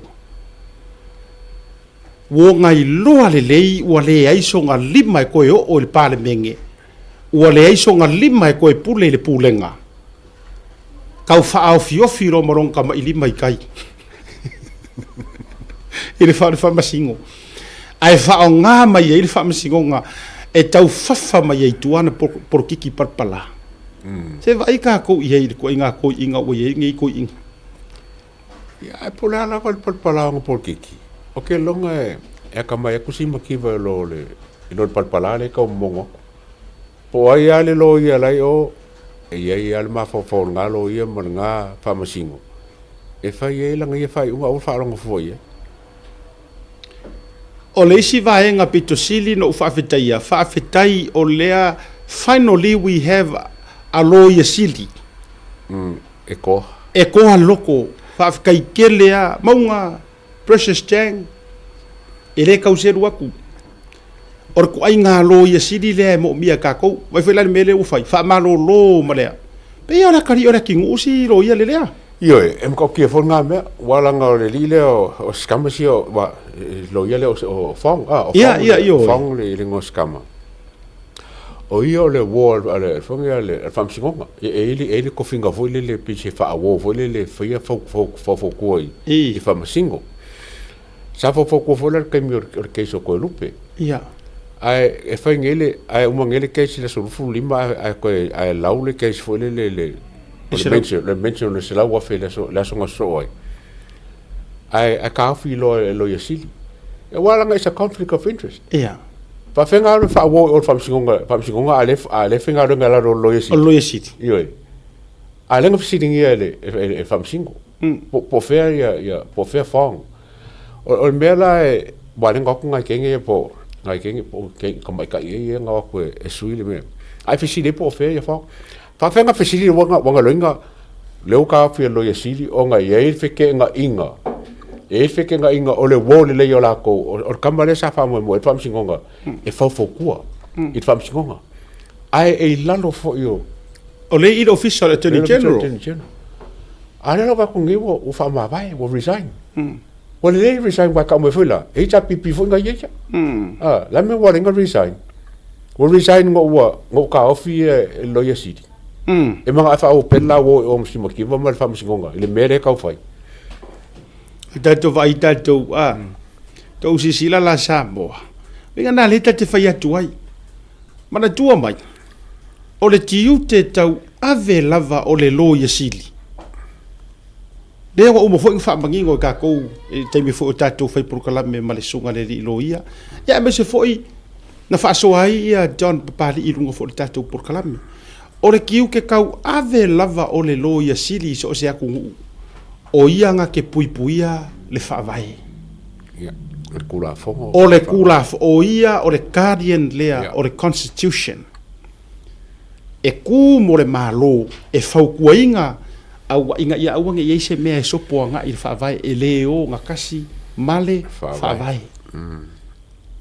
so kai pe o ka ba fo ile le pe o le fika pe aka ko ku uli me ka wa kaua par ka male ku mare e sa se ka mai fasi pomu po se ka mai purfanga o nga palasi ko ngor constitution e ku makeke e makuanga lue la na mai isi ka ko ro ya siri kai momo ya e ka kere fa pe fa ya tua ss e alu se kai mi ngalo ma isi ngang ka mai fa makalanga e o so e fo se fa makalanga ua makua lai fa vai o ka sori solo ko ya kula fo nga fam singonga nana lo yasili ai la mai ka o kusa malmele o le fa vai nana the constitution of Samoa o le guardian o fa vai o langa pepe kuspa ia e yai lo se me wa au mai wa saki ai le fa vai ma ya ka ngaka according to the fa vai mi ngoilo male lo yasili vai foi la tatou ia nga o nga saua le me wa vai o sila ku le lo yasili se pi wa ka le fe ka fa ko mai nga ola wasa aki ala ka oko mai fa vai a mai malanga statement fa mole le nga aka ko kala ngoi fa vai ka ko kala ngoi kwa oi le to ka ko kala ngoi fa vai ka ko kala ngoi kwa oi o mea la o sila mai ia lo yasidi wa ka ia ka nga ka wa ka sopo kwa oi wasa aki ala fa vai me i mai loa ko ngi lunga langa fa sisilanga fa manga kuaku fa manga kuaku fa mole kau kua ngaro ka ku kua oi awange i o ia vai me le ta o lo ia e matala e i lo tanto dunga a Godfather anga lo ia sili mai maunga kai mi le anga makua kele le fifinga wa i male le mautonu me foi le o le vote of no confidence ia mai si mau me o se furpasenge fau ko ingor fon fekara sai mo po i to inga me fa pena te la longa anga o maunga le nga lo ia me kai minga o le case o Sam waleva nga TKO ioi waleva ai longa kau ke sau ke le ko inga ngefu le ka ko sau ka ko mai yes ele kai mamao ele ala winga ke le fo i lo ya sili le makua le minga safa mai fa pe or kulanga or tulafono waleva nga mawangi ungo ngi me ia ai uyo le ia e taua fo i e fa ka penga le ia mo lu i kau ke kele ele fa ngo fie fo ilonga pale mai ta tu te talo fo i mo le fionga le Loya City ele fa ngo fie longa wa kau fo i mai ia le sau le ngai kai ia ai sau matua sau kai me karfe ngai mar kai me kau ai na tonu la ia me foi la na le tau te va ia tu ia i tu langa o le minoi mai le fionga le Loya City ma o se tangata na te fai e muri ala tu la fono ia le la wa tupu mai le vaenga le ia fa ma vai ai ia ma sau mo ni ati ko la observo bo kudi isi kama sia silo ia sia ia le wa o to vai tunga o to saulesi la to ati ko wa instead o le tuli o le wa resign ia o tatu va ia ile pe insa mo le observer pe ma ka insa mo le observer wa ke va ko ke le yo mese se ya observer fa ya la vai fa sawa ma ila tatu le so le alu le fiki le winga ra tala le so le alu le al tangata le chief editor le ia le la o tatu va ia tu wa fia mai isi si kinki le o ai fo si te ne o fo friend lau friend de malieta le la wa fia mai le tu la fono i na article foi le tusi awai mana tu mai pe se le kusikala e le publishing a mengi e alu mo e finalize mai ele editor o ia langa ke whakanganga le alu o le kala i kua male le alu o kala i kua ai onga foi la le makua fia fiare fiki rea e matua i sa mala ma faitala tau whaaleanga le la au le mali to malana teita inga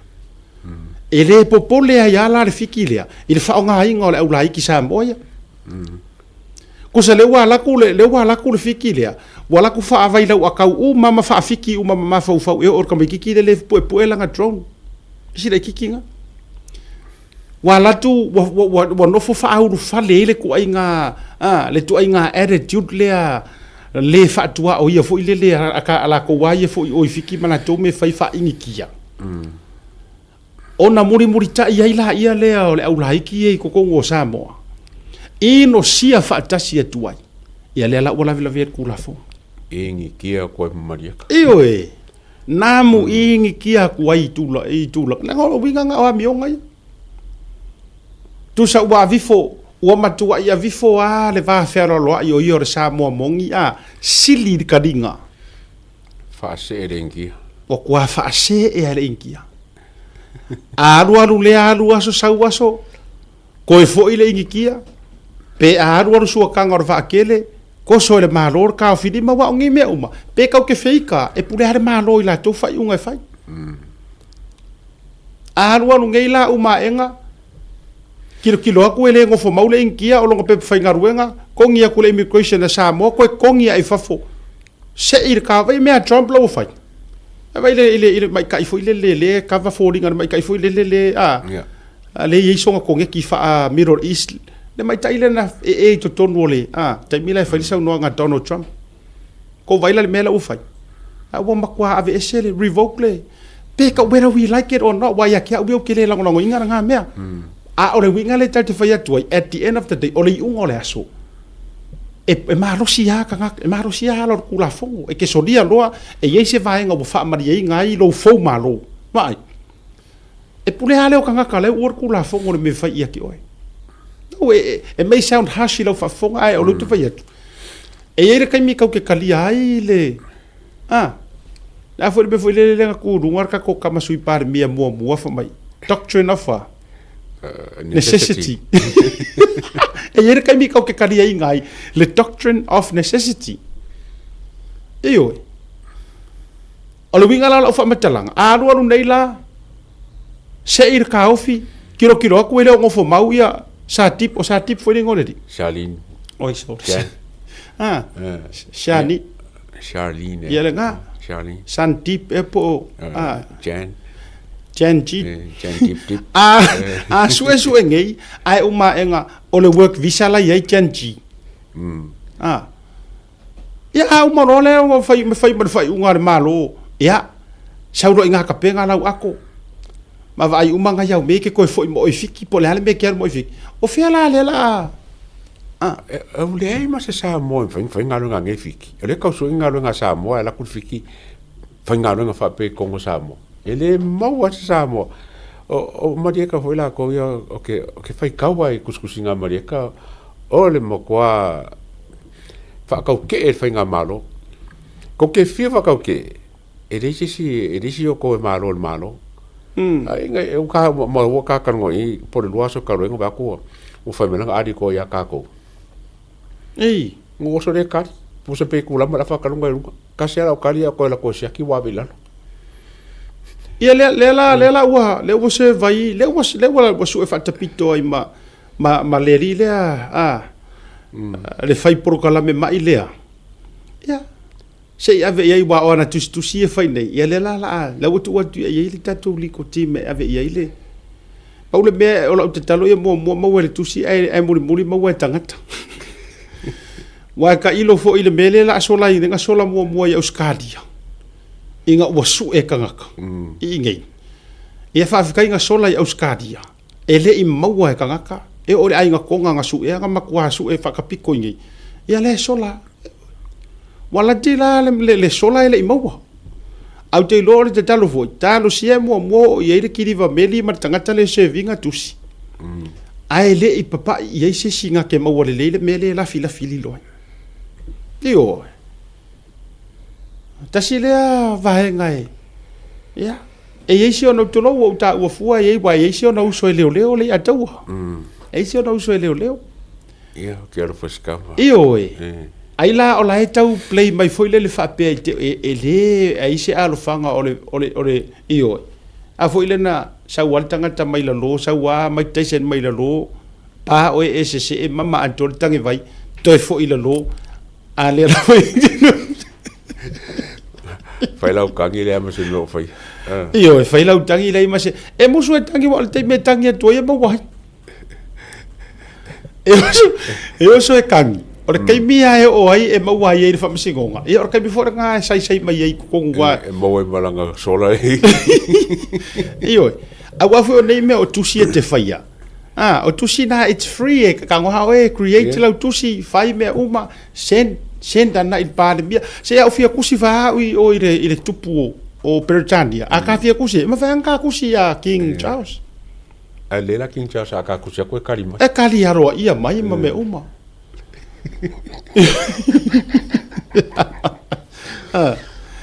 ai ile vaenga le wa to inga mele le tupu nei nei tatu tu stala le yo winga te fai atu e maka o kia li ile o onga matua ma dila lo to te ele te e ke ele ka inga le fionga pa le ulai kia ya o tava vai tu foi o le nei lava e fa pe mai da ilo tele fa longo ya au ta fa lo vai tu ngale share so mai le to tele ya e se o ko finge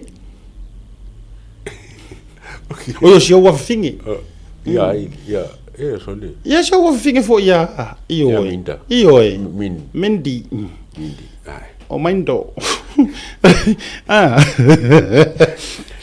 tonde ele mi go la tala ese tu langa ese le mali e te fai tu pea o ke loa ka singa i tangata sa talo sa kalo ia kuloa ia guilty se verdict le se verdict mole fionga di pandemia awasa ia ilo la ko ngau ka inga manga kuala intropolong ko rua ia ngasa kamu kalo molong ko rua au te la longa la sa nau fa pe mai guilty le sunga la au le madi toa e ono step down sui atu se sia pandemia po le lava wa ke ima fo ngo la to le te la me se fa pero la ia e ono to mo wai la leva noa e to feliu li wa yengi ngai vai nga ia uma ngai sao mai ia so le a o ke e fai nga nga sia ka ko wa mio e o ki fa se sa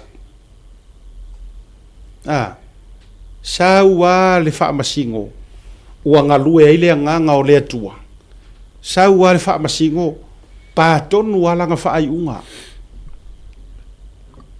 mo o go ia le au e pipi le ai mo ke le ofia le ia kalasa kulo wa se fa sa let me set the record straight ele ai ma se mafia le se kalasa kulo le fionga de famsingo ai kakau le fa fekai ile kakau i ai ma fu i se she has made the one of the righteous ke lo e fa uma kalasa ilanga career fa famsingo le akaua I think this is one of the righteous le amakanga o lang career le wa makai ia kalanga mo ko le au haters au tapipi le le o kau le ai ka kau le fa fekai ai le anga ua musuia le nganga o le tua au ka ko ma le tua o ai se fa sanga kau mai le nga le fa ma winga fa fekai ke le lava le fionga fa msiko le anga o le kari kongu le nga o le musunga kongu le nga mai le kua o le mea sa o fo le nga o le kari fo nga kalo o le kali nga o kakalo sa e au ngangi wa kakalo le atunu kakalo fa fe nga inga iyo kakalo uma kanga ka uma o le kali le nga wa e la nga inga without a fear nga e sa ngoa e le la wa fa fonga le wa amaka nga furi ma le wa amaka nga furi ma o le keywords that's one of the greatest decision po o se saungoanga nga kulei mai lo fufo ngai le aso lea ia makua fuli lo ilunga ngi ma ai le ka fulia uma nga fai uma e ko mai mar kumar fo kuang yes au mai mangi le lo fa fo fa ia ngi fai le lo yo vai ka ko ia si la fia le lei e le fa masingo le anga o le fa masingo ia vai le kali mongi fa mai ele ka fu ka sa fai mai le me ka kalo pai si o i ke si la fia ile ya tau o le matua fa ngutu lua fa kari kingi e nana o fa yatu ai se anga ile sa wai ke fai sa o ya kalasa lo manga kurungar kai minga umai fa mai ka kalo ai se le anga fo isa e musue ke kaukala nga e manga o e sa ngoa mai kalasa ma e fai sanga fai unga ma se kauange ai mai mo fa mo so ka nga e fa mo le lua vale lei ma le conflict of interest ile lua lo loku fa kasi ku so inga e musu ai so nga ngai pu ai anga sa o lo loko fa pe fo yo nga ma kalangoa va ya ma ke le fe ngai pu ka esa libongi esa ma ke le fe a pe fai ku au sa makalangoa inga nge meange waika kalasa palasi ronga ko asa i lungor keisa le fionga il parmia ma ila to lima le ai ale o fa ko o le lo fa monginga ki fa ki ese inga le fefe oi ele ai se fefe ile lo fa a o le lo fa mongi e ngaki ave ese le fefe oi there's no fear in love. But true love take away fear. Vai. Or menga lenga fai aku runga i. Ele i mili ala fio ngal fa masingo. A mea, oi, moe pepe. Tumu le la au. Angi le matangi e lue hatu matoi sau. Or menga ngai fai a. Li bongi, o lau menga ngai fai. Nga e si nga e sapai nga ka ofiofi au kala e ke musu le anga nga mangao e fai unga kalasa according i onga fa alongonga masokanga Ai ke sila fia o le faukuanga kalasa. Awangi e se mai le fulia mai ia au mangi le mai fafo. E ke le me lau sila fia kalasa no ka pule. Oh, my Kele, good boy. kele. Oh, yes. Mana tua le ia tau. E whaalua e pe whaakorunga maka kalasa ni tau ia e ile case lea. O e maua mai. Ia. A foi lenga uma ya ngari fai me ka kori poki mai sa mo mai sole. O le aso mua mana aso longa lua nga o maka nga tau ia e il whaakaranga ma sam. Mana tua mai foi la. A o halu le whaakaranga lea koe play uma te tonu le o le case lea. E le nga o le conspiracy la kilo ye kalasa. Po sila ila fionga le whaamasingo. O la ua musu ia le nganga o le kua the whole case. Yes. O la ua maua le avango e sao wha ia longo fo whaamasingo. Longo winga fa kalasa. Hui. Wait a minute. O le whaamakala mai e sa me furufurua le whakawhaka o li mui. Like, you know what I mean? Vai o le ka o mai foi ngā laku ai o mai fafo pe se fa ngau o re kama male kenge pe ye nurse lai of fo mai vai ai manga go information ngai lai wo already sila fia kalasa e pe ia fe wa ira kari oli mongi por ko lu ora kari oli mongi ma ole nurse mai alu lunga e lu fa skepu sila o ku so la wo fo le kalasa o ma fa pe au hui wow nga fo ilalo usau fa I de mele ole ole ale conspiracy ale la wo ko ngofo le mo fa longo oh my good boy ele ai ma se kauko ai ole mori mau Samuel ka ilo fo il fa makalanga ole ka rempo fo le pa mo le va le upe le lo fa pe ku kusa ma le fa makalanga ole story le Inga la le langa lo ke ka kurkur maka ia lau sa wanga le atawa e falling mai ua ke le se me wa si la fia kalasa e ka kaulo o nga vange ilu nga ke le langa e kaunga su e langa na wanga I lon me kaunga fai ya ma la fo si la fia kalasa ele mowing le sa mo no sa o le fionga fa pasingo no way pe ia nga ka ku yaku ma ku yaku mai ku pea a vaku leo su e mai fafo le o sa ngon pale bia a wala nga isa fai even ya ila ko I komisinga kulo no I have a full on respect acting commissioner ai ilo nganga mar fa maongi o ke kau kala kuai e le ka kau sa fa ia I le vaenga ia le lunga fa komisinga ke mingi kanga ka u mana ngai la lo le kau pulenga longo e le ka kau ko sa fa I so ngare period. Ele kakau. Male fau kuanga muri. Ia bawe nga fai. That's it. Ai se kangaka e kakau nga o lifo ko ngui. Kulowa. La wa yai la wala kurio. La nga walava le case lea. E fa maungi ai. Nga makua se ko kuringa o rio. Wa se. La wala kurio. La wa ufia wa ko fo I ko kongo le traffic.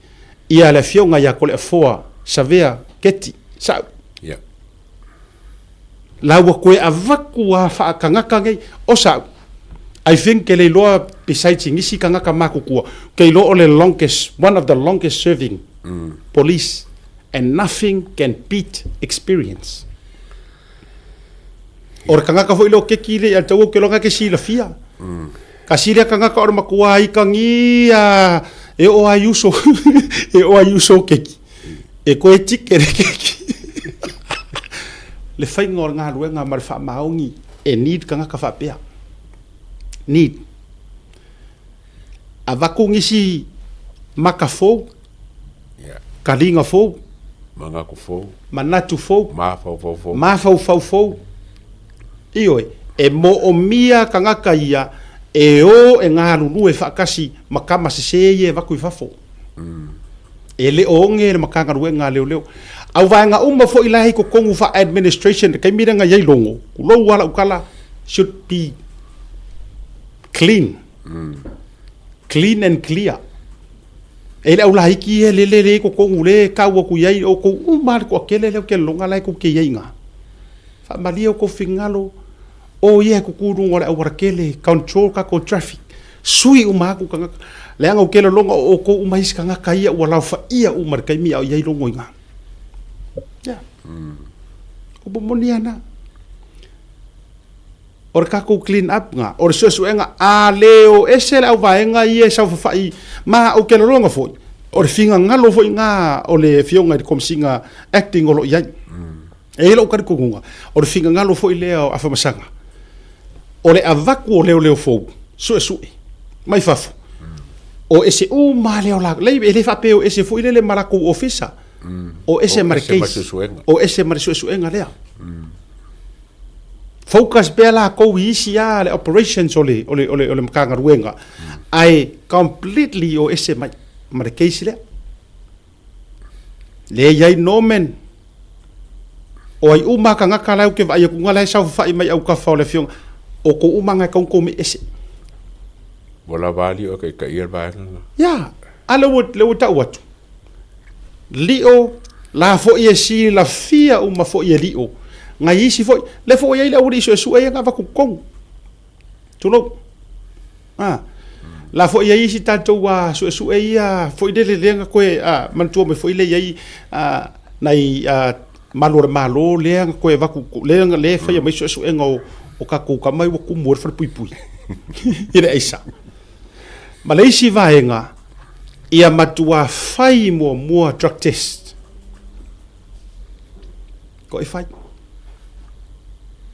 ia le na aua ne yo tatou popole sa moa o kangaka ye avak e le so nga mai maua ku pe le malo e avaku ingi second best ale ya taua ma ele manga o fo ingi usila ma australia e ka uvalea la tou su enga ele avatu oni second best ma di tangata fa tai pe a fa tangi sia mai Samoa po ngisi o ku o Pasifika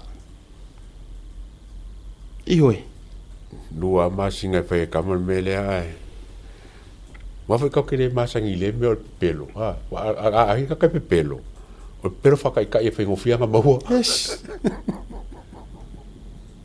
ke lo fa no noanga na maua mai la fa tala le vai asol na maua mai la fa tala nei to tonu sia uo mai la to tonu mtanga wenga leo ole ko akele leo kai le ofisa au ku malako mamake uma ki utila fionga palmia lo fionga mingi ska leo lo fionga palmia leo lau vaenga tangata lai tai le ofisa au tu le ke fai kwat ia pia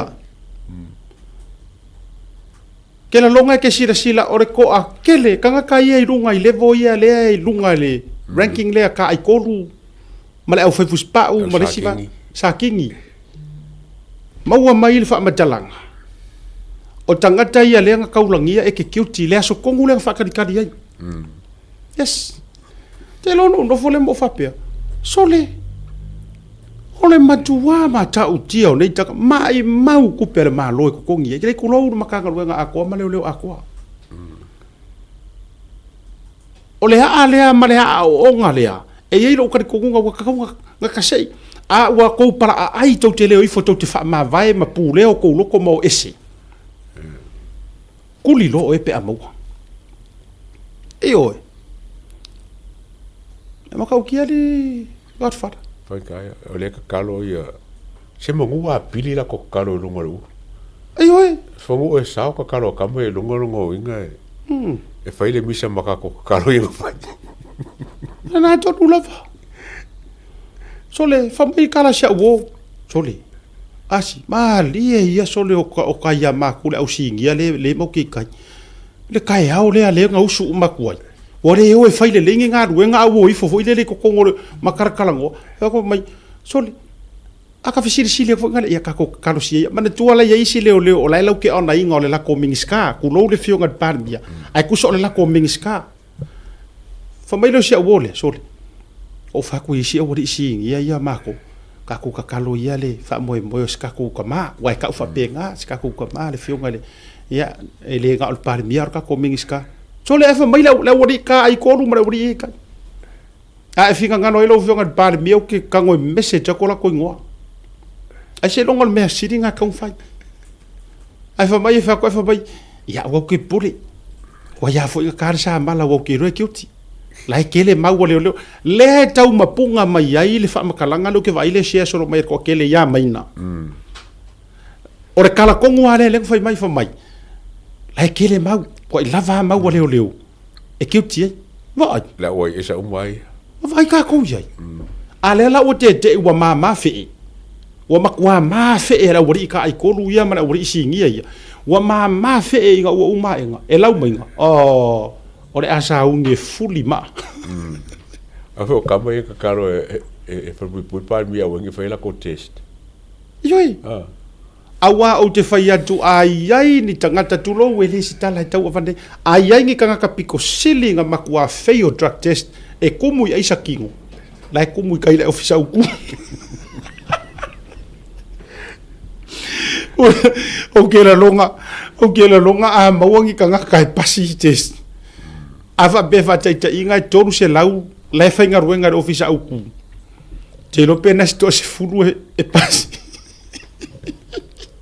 lua se lau iva se fulu e feio fa soro ako eo yo binga na la te tala whaafitai i le tua, wana whaali la nā meo tonu se i koe foi i ale tō wha ia li o whaatau malama. Samoa, ore ka kalo lea e whaafekaia i le tua. Ia, a whe mailai i le whionga ni pāle mia ma whipurea. Ai si ka kou wō kau ki koe karangoa kasi ia li o whaakau malama. Who is li o whaatau malama? O ai le rei tangata o li o whaatau malama.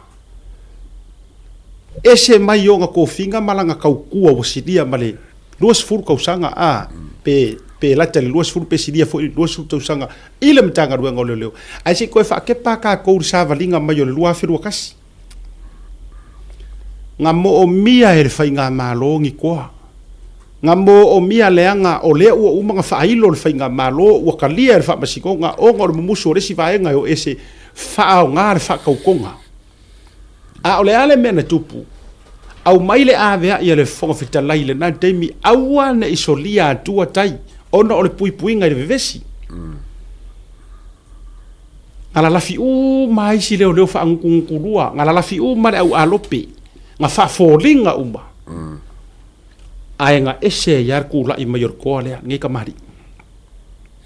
Ioi. Ele ipopole li o whaakau malama i ngio ngā kulou, e ingo sia male upuia. Ai na matu atu malosi. E enforce, e wha malosia. Le wha kongunga la wa au mai e onga kaika. E an kousi sila umai e. Ioi. O fele si au vaenga lea nga pi wha fōringa mai nga kau whiorolo, nga kau sosoangi a rio. Wala lafi uma. O i nga makua i ka wha ama wha amo i mo i ia kuila epa ma le ala i le pule. Nga makua whiika i ia rio. O nga or kau whinga ren kau whi mai lako. Nga lea to. Lea lai mafua i loa. Na matua tuli au pū lava matau mawhai a ngā i lako kamale o longo le fuore i lopo feo solai e le iri fwe kūr whamasigonga. Pek sa ilo, e le i mō mangi a kaulonga. Le na tau mawhai ai ai whe milo sai. Ma kau mawhai e whai a se mea. Inga ia a awhia masākia ai le ngei kamali. E le whai ngōwhie. E le whai ngōwhie. Fia kausanga, koru kausanga. Lusi langa ngā luenga, kausi eisi o ngā ainga si on tō lua mal whanau, whai eia na mea whaale lotu. Whai eia ngā mongkanga whaale nguu, whai eia ngā kaukua. O mea umai a ngā awhia umai le melea. Ia uangeila. O tō fo iei tono le mata ngā luenga leo lea e matua i loa le leile leanga o tō loto matulanga whaapei tamari. Well, good luck. The man is back. O koe amaka ia li opere. Io. Ya, tele longa la uto tapina la to. Was fo. Io. Relax mua. Morgi vai aso. O to mai sa o to tau pule e eli le lua o le tamali ia. Sa o ele ngangua ano kamalo ano swasnik. I'll be back. I'll be back. Ya le la o back le kamalo. Ya. E te maua mali o le awali inana elia lo tu ngamau. Ya. Fa mai afio ngale tua le atua. E toe au mai e le atua o fili o vai. Ioe. E ese fo ile manga ia afio ngale tua.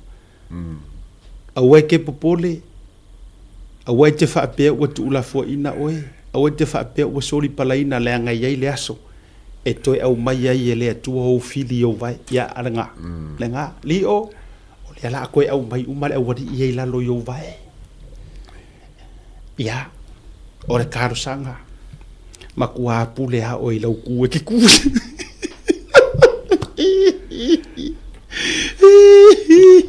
Ka foi ga mai o pesca ko kala. Ia, lau o man daf so tai. E ei nei vai nga tau ala e fia fa mautu. A ole so tofi le na longo mai le tofari o fa tau balama. Ai me se foi le fionga pula i fai mata sua mal tofi ne ia lise. E mau ai so la to lau. E hafi fio mai ai. Le anga e finga ta le fa tai le tunu. Malo. E yo. Ia, ta tu te talo la ia. Ai ei nei vai nga la tau a fa mai ale le. Ia tu langa le anga le finga o fi i ro pongi lo asu. Fe ko. Pongi pay back. Fa fair. Holiday pay for 3 years. Ia ma damages ole ka fa le anga. So. Ma kau kia. Na ko uma. Ia, tu langa le na wa o ia ia le. Sia tatou wa mi o fo ia me so le taimi le atu. Sa ole. Fa vitai ai. Ia, ai o lo o matua o lo fea ngai pea le HRPP matulanga i mafitianga le taimi. O atu fa masidonga tongi mai fa fo la to wa ia. Le tau fai ia ta ofi e fuanga o poloketi ma vai ngare malo le ukongi mai fafo. Le la oso ia fa sare le anga lua. E fai ia e avele il fa masidonga o le fai fa solo ne la to fai ngaru lu ma su ela to tupe. Yeah. Ya, ta tele fai atu le na me ia ila to. So e nga la to tupe ma na me fa pena. Paulo me e foi le loto. Ile no maritu malo le o fasa le anga lua. Ora ko fale le oia le la avela to E ya ke a umara ku lalo. Wala var kali le wa au mai le mere o kongi e fa fole ya. Le to wa ya fu or HRPP. Ia te ora kali nga sia ko wa mi o le la fa ngi. Yeah. Wala var nga e fai makali. Ioi. Or kali finga al mele. Ora kali or mele ko ke e kau ave i or mele ko ke kau ave. Vai. Ele se me foi le a mea o se pat o se kula fongo fai nga parok. A ko malo. Nga maua le se ko 2 milionga. Ai ole upu sa o male upu kau kingo. Ele o se mea foi le o se ko right. By right. It's a privilege. Yes. O le melea, o se ava noa. O se fa manguyanga. O se fa manguyanga. Ai le o se mea foi le o se mea e ke ai o lau mea ko kingo le mea le 2 milionga le o ke fai akuai. Na ona toi avatu I mafaufaunga. Ka kia ia le au ka kia ia va e lua ma amakanga o fere ngor fingi. Nga tolo I faan. Ka kia ia le au vahenga ia langai porokiki le ka ma fai milo ma a o le ma ke fasoa. E tau ma fai pou la tau to fa ma le fautanga o tau fai upu ia amaka ku sale la valu ma fa solo ko iva ma rua ku I lalo malava arui foi I safua ma vai a fai. Lai o le mate fe so ani atu. La ngai uanga ika ia fa ai a makau. so tō whāma sa tō whautanga. Ona o re kau miro mai o re prokiki leanga lea, mana tua mai. O mea ia kou ke oi awe re whaamasingonga. Pe a whaapea ua o ia la o tōua. Ai a tatau. Pe a whai o se mea o loo ta oto mai le tūla whono. Se mea o lai kongor kula whono. Lai ko kongor kula whono. Po la whai ko kongor whaavai. Fesiri. O iei se 2 milionga re kula whono whainga paloka. Le ai. O iei se 2 milionga re whaavai o Samoa. Le ai. O iei se 2 milionga i kula whono ku maur maoka. Le ai. O iei se lauli masifuru. O iei se lauli masifuru i kula whono umaia ma whaavai ma ki wha koe wha kula whono. Le ai. So o le ala le milionga, le 2 milionga, o le ala se lauli masifuru. O whainga whaavai ale malo. Alo. Ua kula i mai. Lono winga e makua se lava le oki lea le ako whekangisi ai. E malo se 10 milionga sa whakalua. Malo si mau ngā. E malo si mamao la le fi ngau a sa whakalua le lako 10 milionga. Sa o le leilau whateiteinga. E malo si mamao. Aise a. Leanga e saule se 10 milionga mai ngi usila. Ua ingoa. E saule se 10 milionga ua already has a name. Wa il me ko ye. Wa iai le ingoa o le se 10 milionga. O le se 10 milionga mo le ngā kai fale o le ngu upo re ku malo le ngā fale anga inga o ngā le mango ko le vaa lea ma kou mai ngi usila. Maai. A whetango fila le malo le ngoi kiki a whai ai palo fia me. Nen kau ave 2 milionga. Kau avaku ngā le 2 milionga ai ku le 2 milionga. A ngā o la sa whaka e oe aver merenga. E malo sa. They have a case. E iai le lako case. Leanga o leanga avaku o lai ngoa. E lei whapea ngā avaku le 10 milionga whapea mai le malo sa moa. Pule o kou 10 milionga le ngā. Po ai ave iai. Le ai ngā avaku a o le 10 milionga mo le ngā kai fale o le ku malo ua afia. Ai koe mei mai kako se laule mas furu, mei mai kako mele a le 2 milionga, mar kou ke e. Tu lou le lau tele. E le haise kou case. You have no case to answer or to fight for. O le ale kou case e fai e kou ke e. Mua e kou ke e. So te ai. Ka lo fai kulou. Kulou wa ka lo fai pe a whapea. O le taitaina lea ua taitai ai whape nei le tō whā. Ma le whautautanga ma malu ar ka koe kumalo. Ka i o mai lalo le whaasau sili or ka ngaka lea e tasilo na vai. Ma e ua muri tai o mai mea le tangata lea. Ma vai Wa malo se kiro fai pule. Wa makua malo se kua i lor fai pule. El mele ka o ku malo si el fai pule pa fai el famo ila velong ku malo. O ku malo si e se meia e ku mai e mon mangu le ku malo.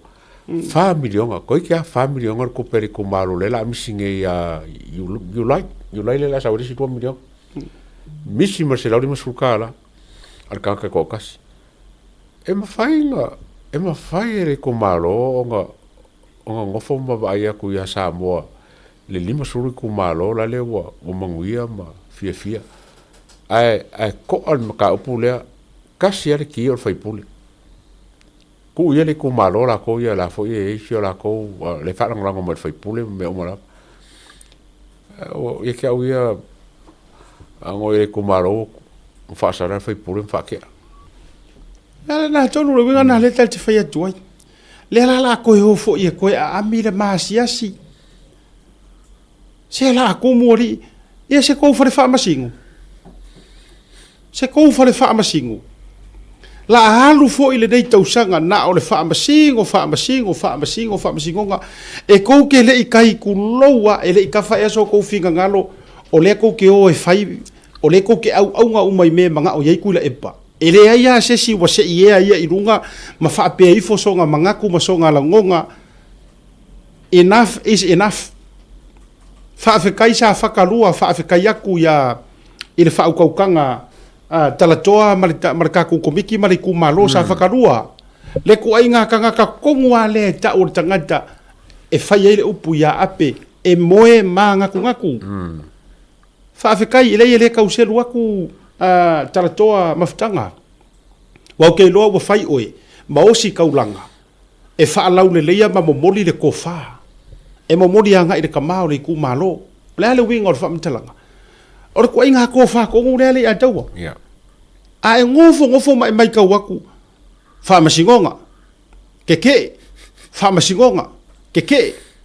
Kau whaleanga. Whamasingonga. Keke. Mai vai o e mga kor kamalo. Se wa makole la va iaku. They are tired. They are sick and tired of watching all this repeated. Nganga waku ai palalu mai o mai keke. Nganga waku ai palalu mai o mai keke. Vai.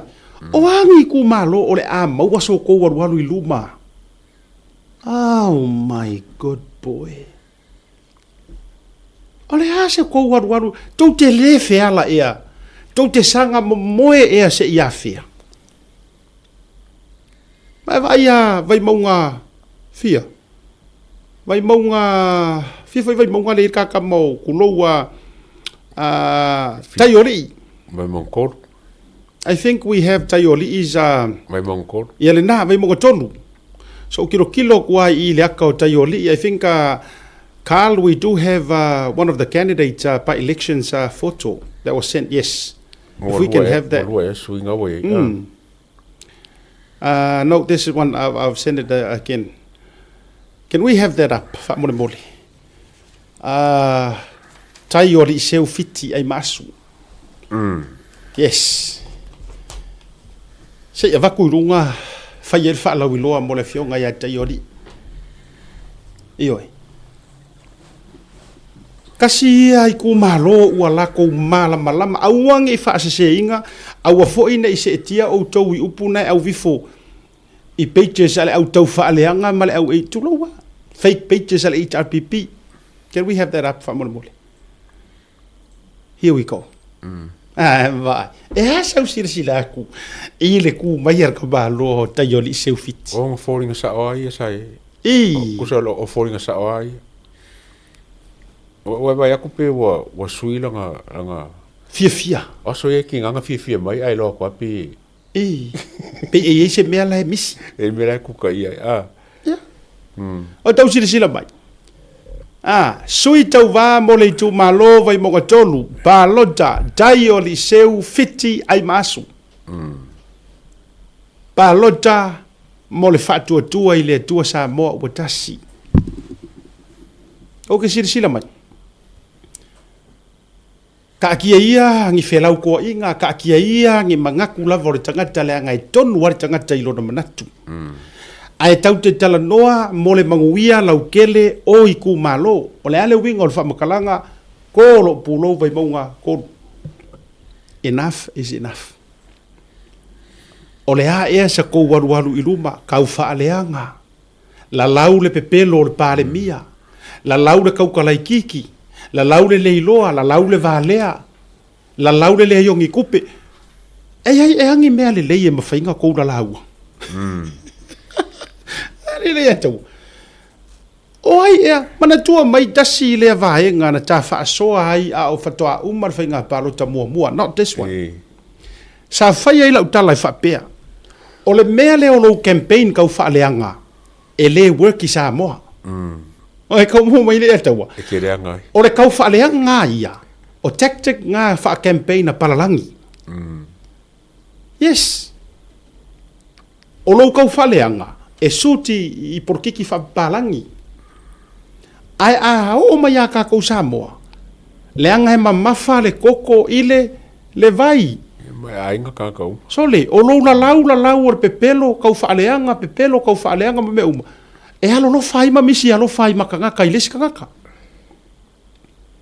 E uma e hei wana o le ino. O tangata ia te oe lau tau wala au. E ala ngala akusi la lo li mai o ai fiang iau pepelo. E ke lau le pelo le si alau lo ma karo pelo. Ioi, e ke lau la le pepelo o a o oe e iei lo whaalanginga o le makua o kui pelo. O le sifi. Ioi. La e lau le corrupt ai ngoi o ai le whaasanga o iau ngoi. Mau corrupt. E wha pēnā. Ala wika la le na whai atu. Se ua lewa ke roi.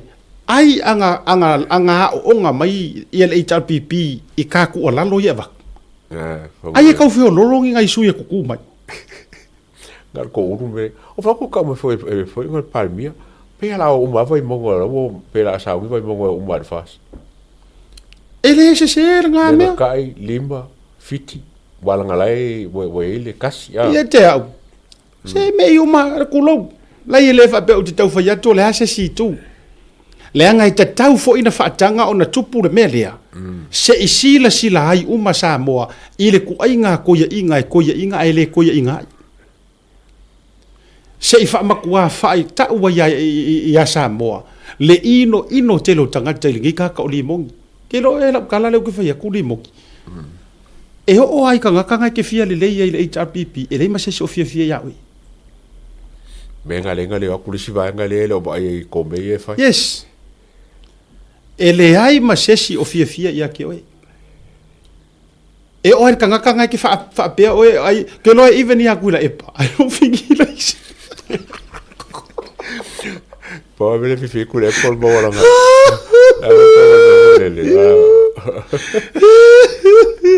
Ja.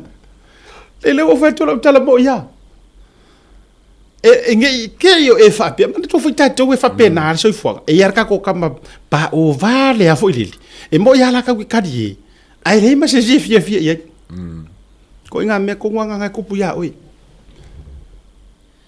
Wata ape mo ese tangata taru oi.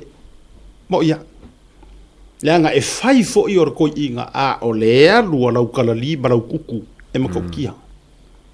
So a fai o se tau va inga mare matenga le na le atua.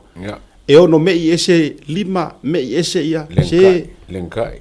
Do it for you I tu malo. Ia ngamlo uru la foi ka o mai.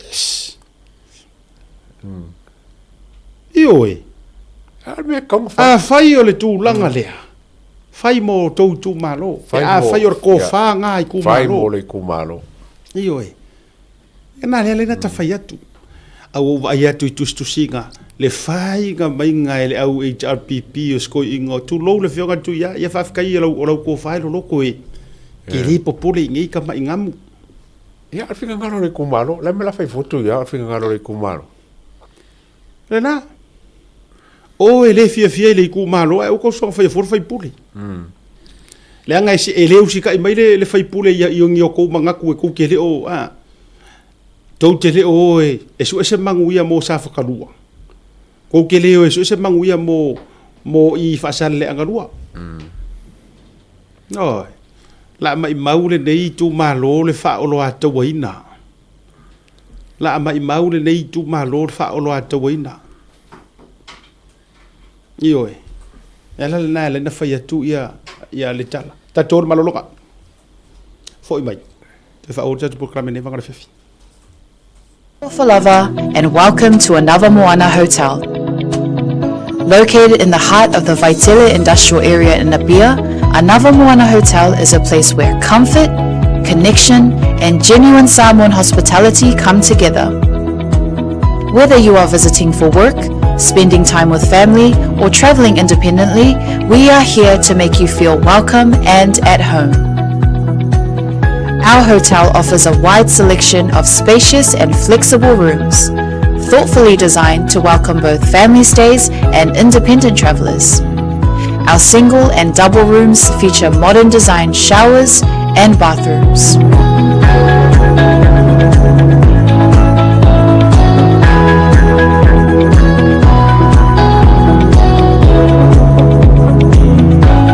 Our family rooms are generously sized and thoughtfully set up to accommodate families of all needs, offering a relaxed and welcoming space where parents and children can rest, connect, and enjoy quality time together after a full day.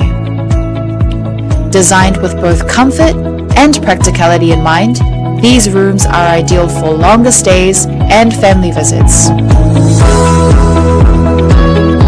Another Moana Hotel also offers well-appointed conference and function rooms that are ideal for meetings, workshops, family gatherings, and special events such as birthdays or weddings.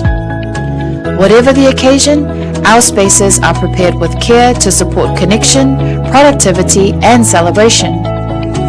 With restaurants and food spots conveniently located nearby, you'll be surrounded by great dining options and warm hospitality throughout your entire stay.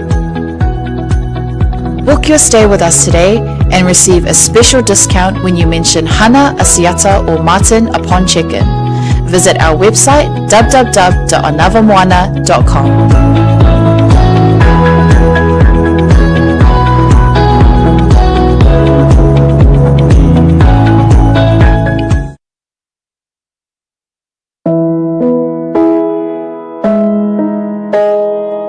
O le Oz Pacific Funerals na whaawai le tasi le afe iwa se lau i whae Sydney, wha mawina o le lua i au unanga o le whale maliwa Samoa ma le Pasifika, o whaawai i Australia. O lea ma mia sa o loto e tama whanau lawa Samoa.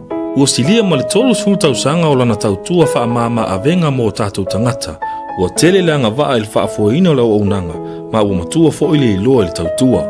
Mātou te mawhai lawa ona mātou malanga atu I maota malao so se taimi e whaatala noa ina mta upu uma I ta pena I ailwhai ngā malanga, mō le ua wala au I aile atua. E ave se aile atua tu vale mane le mautono a inga whaanoa noa, e le a whaina po le hali taimi. E tā ua I mātou a tātou tūmanga nua malu, ma olana anawa tau ave lava lea. Dignity of traditions is our service. E tau tua le luas fulfai tu la ili fitu aso lua yaso, mātou te ngālu lua tu samfina ngalo mana onga o ainga, ai leo so mātou manao. Mol fia malama lama atili ona sila mwhai tau malama lama le ili mātou tu lau whamtalanga le website www.ozpacificfunerals.com.au po le telefongi le tatongia, tasi tolu se lau, walu ono, fitu o, le national, o lua fitu lua, fitu wha walu tolu. O le mātou telefoni fia viai, o whaali mo o, tolu tasi wha, iwa lua. Ma fesili mo rata maitai pule, Naomi Masina mua. Mana tua na ile tautua le Oz Pacific Funerals Australia, lo whale maliwe le mo moe, ai tautua ina oe ile alofa malfa maa avenga.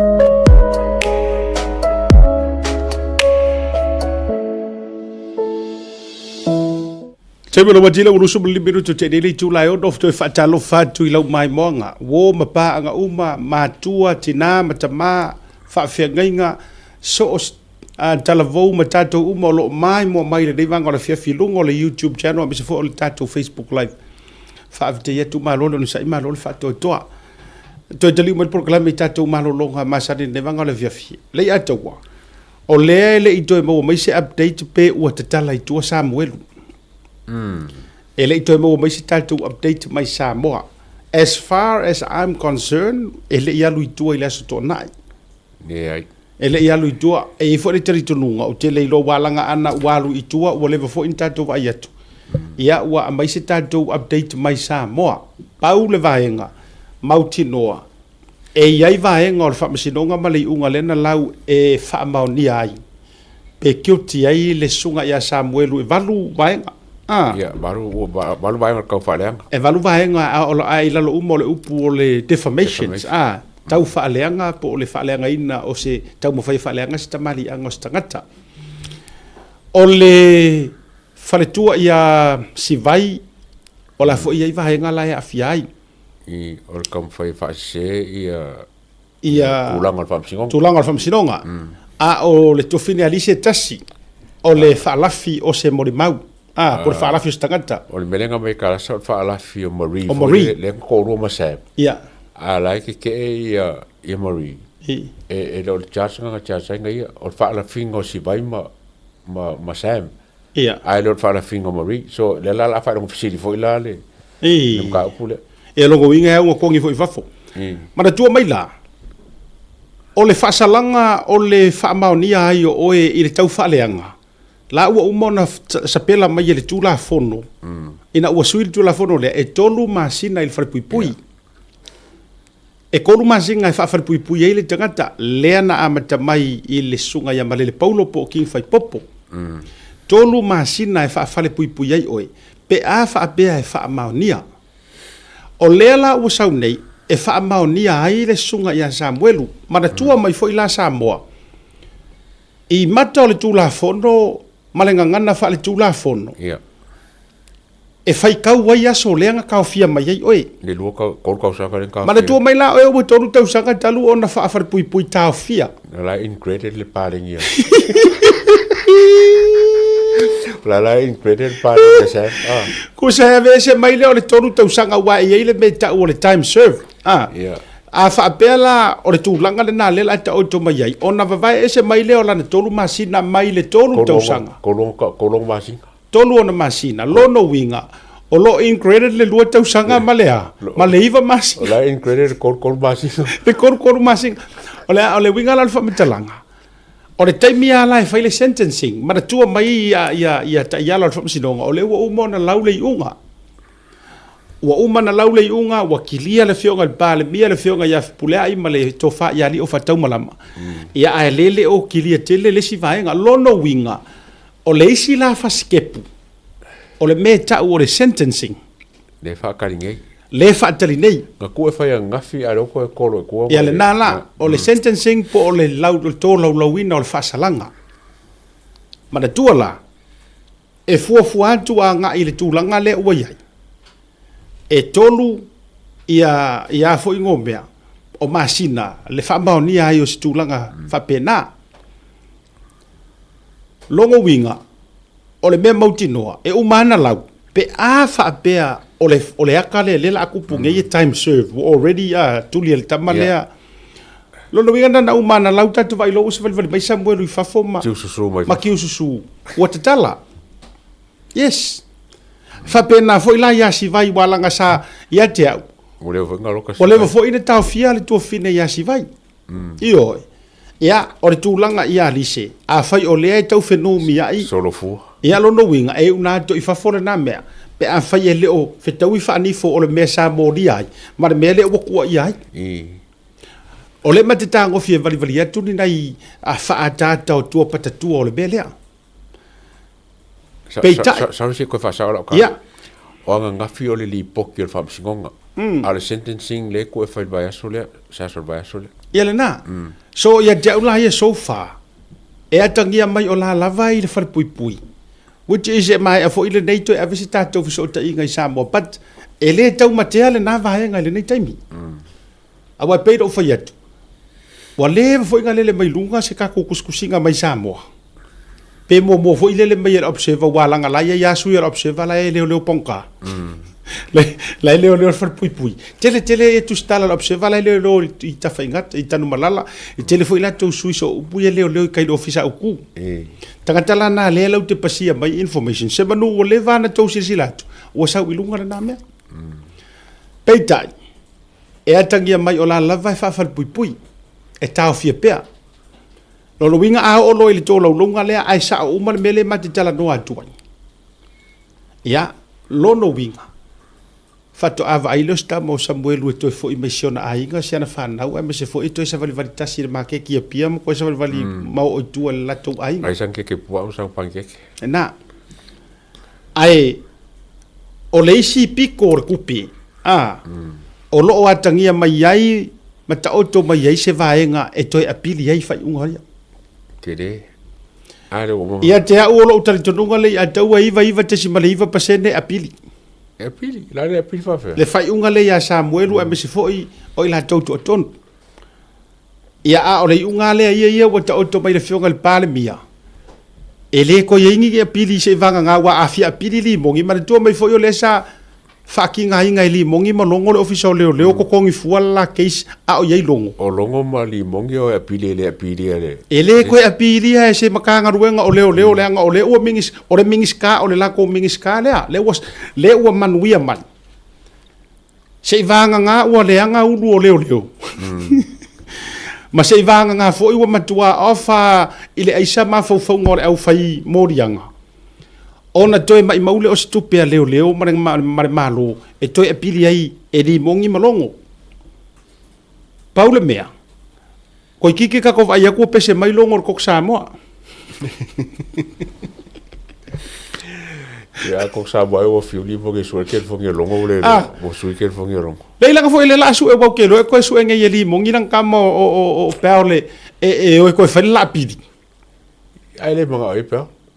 E wala ngai lo e peolo kai minga ia peolo. ia mama o ase me ke la fila fia wa langa ao inga su e me ia e aki ko ma reitare me ke ngofu mai ioi o le la fa si fo fo ilo va va ia tunga wa tele lor so nga tu pele tau fai nei pe ia o le tau fa upu mai ia ke sa a fa sare leanga ai ko ke se la fia o le la fa la fi mai ai ku o mar su ngo se kupe e ko a pidi ai me le le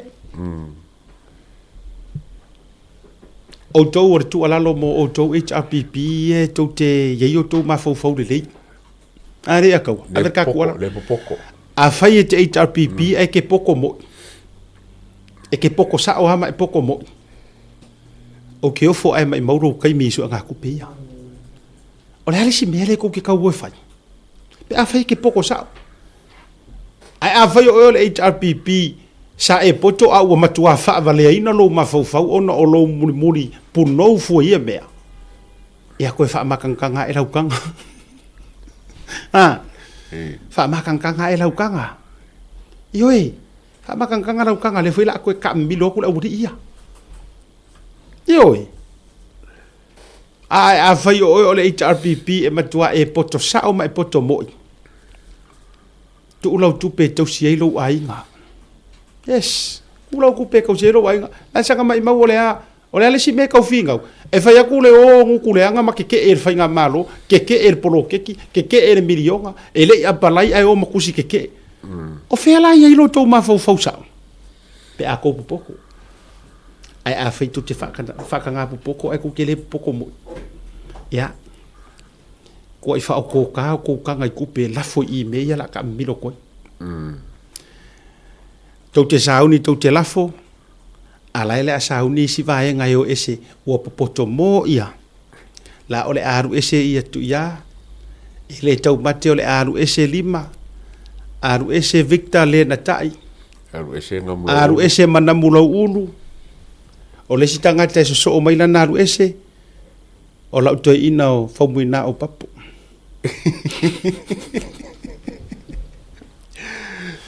yes ia wala ngale mai ka ku me e fange e pe ke sa vesi me kwa la im se ba nga sa nga au timma le ke va ke imba ia ngai ki nga sai mo fo nga kalboi ke ror ka kara piko siling fa ma popor meria ori marma or super se pese malo se mar super se sorry ke vai akori e vai se ra o fio gari marma foi mai koma e mai koma o kapa au ko sia ka ko foi ku malo foi mai koma o e nga mea e ka nga wa foi de nga se furu paseng si foi mai koma ri foi e malo lo dis kemi kulo e o tala no fa lo to i fale atu mai ka so ka koma e mai ka si ki ka nga wa fo ke pole le la ko fa isi pa election dia e sa mai masisi ki nga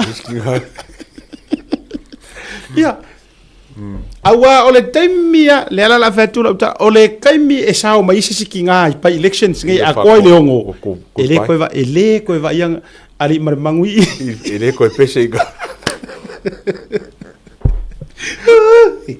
ioi ole taimia a to haile numero no tina e fiu e ko e vidi ke le fongi ali marmangu arofa e no retweet no surrender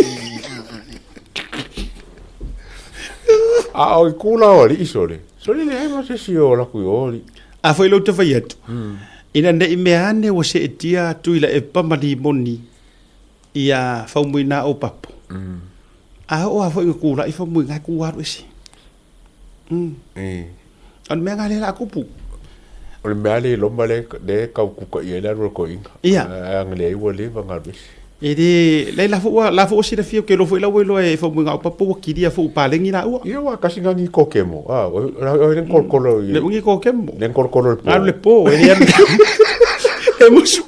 e musu era le ahora la gor fai ko ngasidi e musu lo me ka ka e kol kolo po kol kolo po va ita to ia ia le winga la ta fa matalanga o le avatu le fa malo si au mo o to ia nai supporters al HRPP tu lo le maute mate so ni atu vai o le ko ke sila wa a maka nga male perepe ka ikasi king or ko ka vale la ko ka vale va nga fa u fai wa maka ko uru ese le wo ese si tu lo wa pa u le wili ai O ala ko ku pela sanga la fo ia me ole ko ke vai aku. Kai au le fai ai le filo inga sa fakam ku ia e umai kai ko umai la tala na uma mo dia ia. Me mo. Mongi ala kala. Nga uma mo dia ia mo ku ia pe ave ai pole ar ku langa pe fa ma vai ese mai. Ele ko e soro muri le ai nga malosi. Ma le fare fa le nga kangifa ele ko e soro muri. Io e. O winga la fa makalanga. Nga kupu o le melea. Fongo ma vai mo nga kasi. Fa sa o mai sa fokula fai wala nga o makua e vevesi solo le sia ma tu fale fa sa le anga. Ya nga o le sa fa ia I kulo fo nga mulo ulu o le makua nga o le kumaro. Ala le winga o fa mtalanga. E le se mela mai mo waile ko kupe ko ke vai ia ku ngi kanga kayo mai esu kupe me ia. Ala le wa amata na o ese le to va nga fa bu fai. Sulu le pelu lo na fa mo nga se fe la manera. Te whelau manera, aua, le mai mawafua. Iyo, se I kou wa ai la pe mawhai. O na alur ka kama o la wofo. E whaisanga wahenga wha upwhai. Koe a whi. Ele ai mo se sura kon feng fai se meanga. Ne ka kem fai. Ya pa fai ngara ko ka fai nga fa nga ba fa fai ya lang fungof. Wa, ai nga o ora wari nga o fongo. Ja, van koffie mo e mo kule.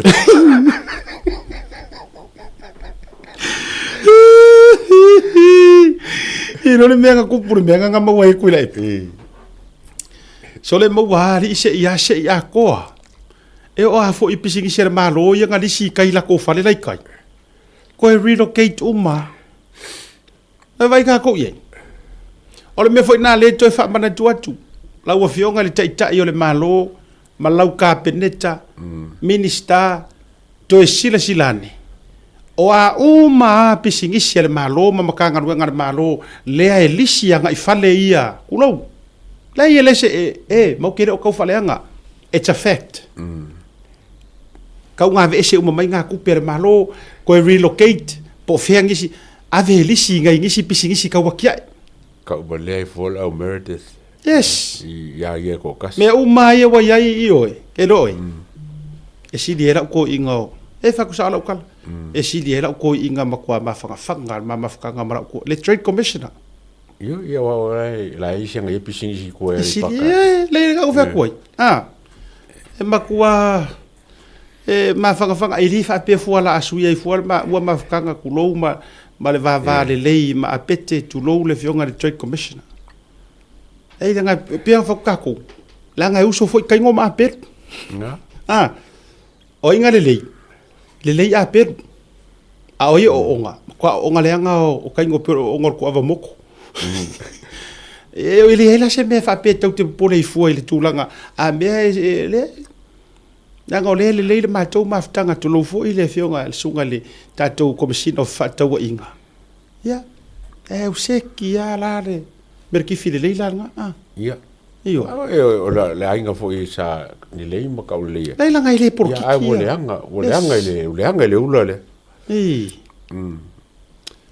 ia le na tonwa le veto ila tala ne sa tie for ba veve fu ai ja uia pisigi sia ia le ali sia le malo le fi ko kongu ia la wofo ma so se si fo ele nga ola wofo foi ngisi o kanga kai kongu le HRPP e o ia la kono kanga ka uma ie ma CEO tangata ie fai pisingisi le lisi ia I la to pisingisi al matua HRPP le anga tangata ka ko e vese uma ma lisi maro mai mo kuper malo ai mau ai kuper malo e ko ke tahen mai lunga kuper malo ko fio ai mai ka vale me uma o ka vale ua mafuanga maua mafod o nga orisi ke kele malo ngai ko ke ai tau mai tau solo mua ya o tau le tau. Le pa ka fo ngali kaya ese ya la wofo la ko ia. Ka ngali kaya. Ya wa ranga fo lo ia ya li kaya ko le ko fanga fo langa ia lo ia. Ya. So ele ngalo ke ma lan su fia menga fai diskai. Ya, si ka kala mai I. Ma ko lan su me de yesu. Ingai le malaiku. Fai ko ngal lan su ngale de mele ko pu ya la wofo. Wa makanga. Na fai pa ki la wofo. e foi nge kule ia ia kule e poi la rol pas ia ia ke la kwa fa ko feme la so manga kule i me ala wo fo fa mo la di mo ia ai aka feme mai ia fa me o ker ka ia o kari ga me aka mai o ia fa me o ker ka mai ia ke vai la e o kinge la uri o ia ele se me li lo makopa ke o mako ka o le si so le pe o la no go winga pe o la te fale pui lai pe o tango te fa upu pe o la lava e roka o i ko kongu ar pa ko paki o i kofi o lai ko kala le kala fia me ngo fa mai ya ia wala wo fo i fia me fa mai wo ia esa ia ma pe o ke pelo ia mai ia fa me o ke ka no winga e le mawhaina la tautoio ese mai le a. Te lola o e whaafetai, tele. Lai, tatia ia peino whatu le uso ia tai o li. Whaafekai lo ku maa lo le mawhailanga ile loko lokoi o ngei vao filifili o kala ma upu. A ua e whai aise whai unga. Whaafekai a sa whakanua. Ai rei roa la. Ke la longa pe ia kanga kai le ingi lo. Lai fa koi fo ia la firi la fa koi. Ia wanga kanga. E le loa po kanga kai le o koi inga. Leo ese. Kanga le se me. E le se me o wai. E fiu ko inga ku e ku pe le La va tu lo tama i breaking news le. O leo wata o to ia te au se umata fa so ai langa fato au mo nei le fiafi. Ia. Au. O leo wata o to ia te au le report. O pera fai era o kala. Fai ka wa ka o le ka pe mi e le ola mike. Fai. Ia. Fai. Ana ka pe fo mike fa mo.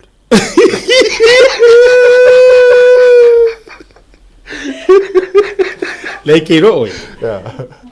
Lei so ma fo langa i mana tua mai o ke le manga o ile me fo ile le langa le fa fo ngam uri ia. Ia. O nga uma lola ia. O le a fa le ko ngwe ka so enga. Ia me nga singa me le ki so foi mau ia.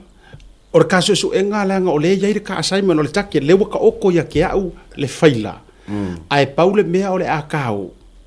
Kake o e confirm le faila le wa ia kia ke ro me nga foi oi kwa mangeso au ka fancy me wa foi ora mo kwa valu ko i mai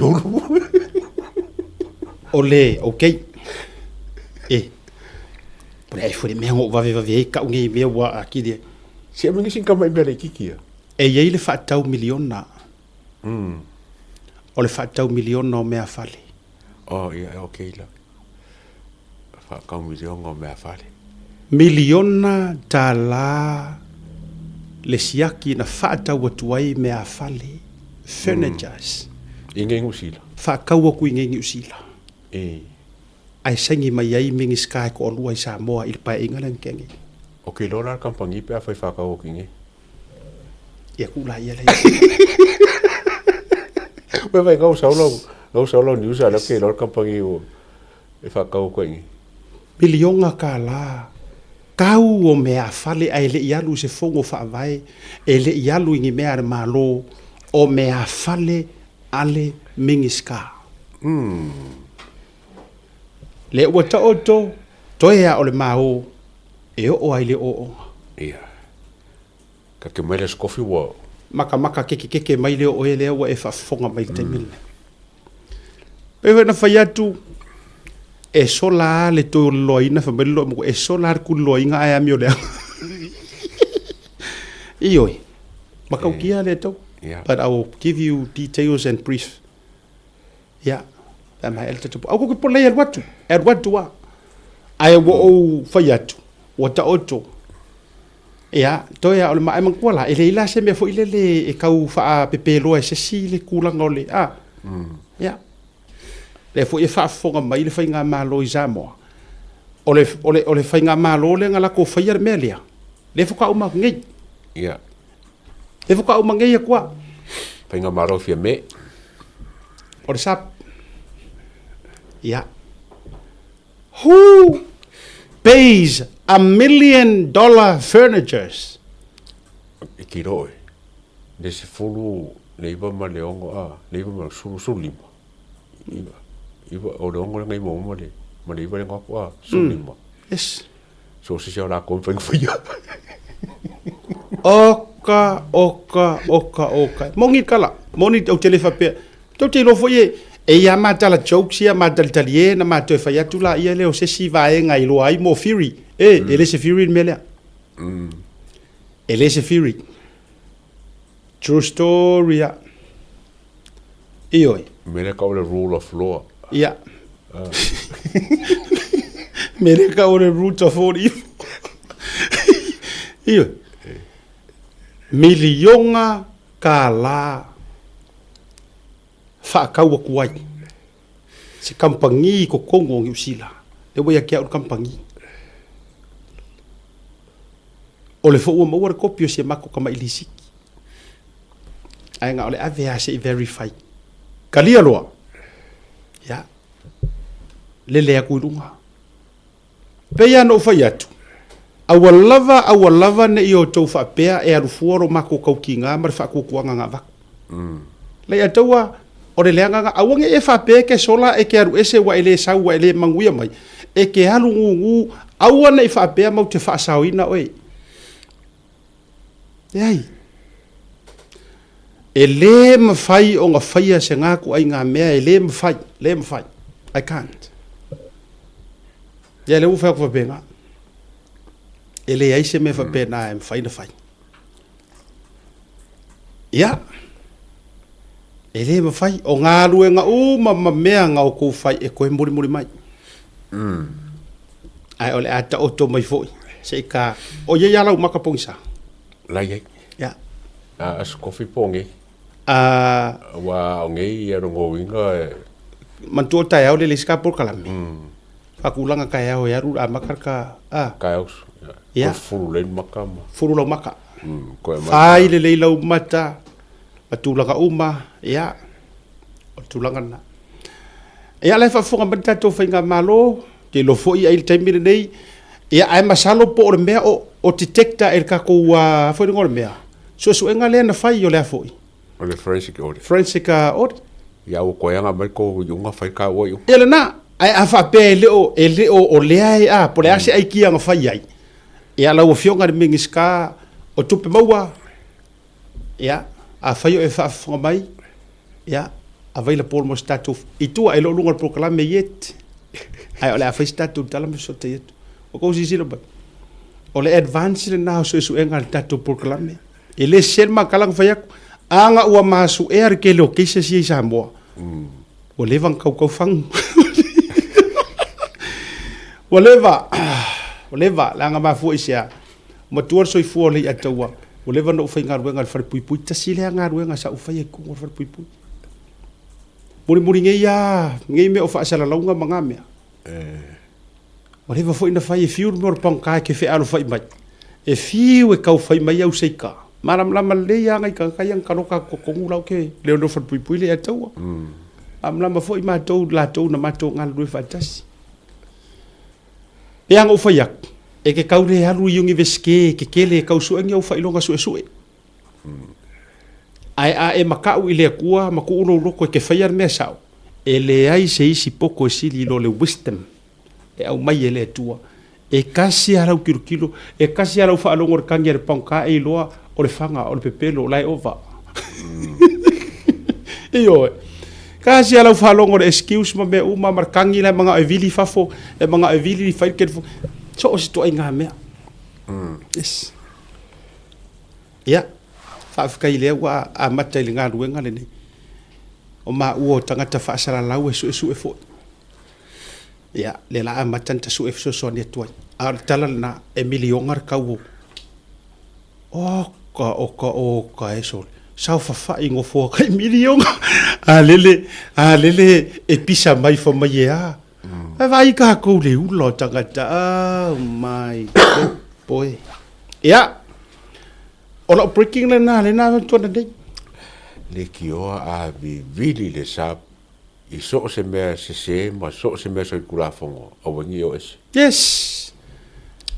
A tātou tala noa ele me tau o le eli aulo, I can honestly refer i ese mai le vaenga mua aku.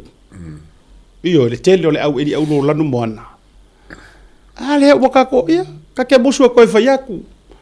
O le sika ngaka lai wherua i re ka avali. Io e. Le sika ngaka lai wherua i re ka avali penga re korua wher kau. Ka vale ka iongo suru. Ka avali ka i ongo se furu ka i valu se furu wafe. Lai wa wherua i ai ngei. O fea se hami o kongo ngai mea. Ai a avaku ka avale ngai ka ngaka ma avaku ngai a inga. E ka oisi a inga la le heka loka i kai rako ka avale. Fa afainga ka solo le official kiuke. Fa mailanga wa expire wa overkausanga au ngai masinga fa mai ea ma oka. Ai pengar koru e a fepeli ma fer ka ur ka avale le feru i lis ka ngaka. Sa mingis ka. Ala waru fua mai ya. O nga oi mar fa mea i mea malo. O fea o ko ingai ku ai nga mea. Ya wa sila la ia. Ya. Na ka ko nga rue ku ia se ka ko va ai. Ya, la wo fionga de mingis ka leo mangisi o ma lo fionga pa mia. O ma war matua au ngo fie ai fai ai sika ko nga ruenga su e ku ingi. Ale to. Sorry. Fai fua. Ai fua. Nga pa me passe se mo accommodation ma. Yoi. Ma se ma lunch. Ya le na e mo moni la o fafte tele ya ila tou ya wa tutu la ima mai le information le. I thank you. E ngai koe mingu ki orka ko por kalami. O moli ya kula o fafte kele. Fafte ro ko wano lofa ya sa mo fafte ro ko wano lofa fa nga malo le fionga pale mia malonga ngau ka ile ya. Ka ko ku fa kasi ka ko keke. Pe ya ka ko keke e drugs. Let's do the same thing in corruption. Fa fea nga waku ngai ka ngaka ka fili sau ngoa lele fa mai nga kai se lauli mas furu le ave le aku ai makua feika ia se lauli mas furu ave ngai ainga le kau o loa ngai ainga fa fe kai kele o le lapisi le sikangaka a o le auno le ngai le sikangaka ma a le wa ko o mai fa kau waku ko mea fale ma ko ngofoa furnitures milionga kala ai le ava ko mo se fongo fofokua o i fongo fa vai le ave mo se mafukanga le ave mo ngi ekalesia le ave mo se aonga le ave mo se fare mai le ave mo se organization pe ave ma le victim support ave ma sa mo victim support ai ava ku ave o ko fale oh my god boy. Very, very bad. Yeah. This is bad. Man. Ke rola ukala.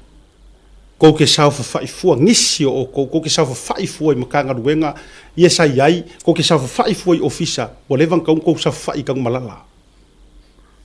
Honestly.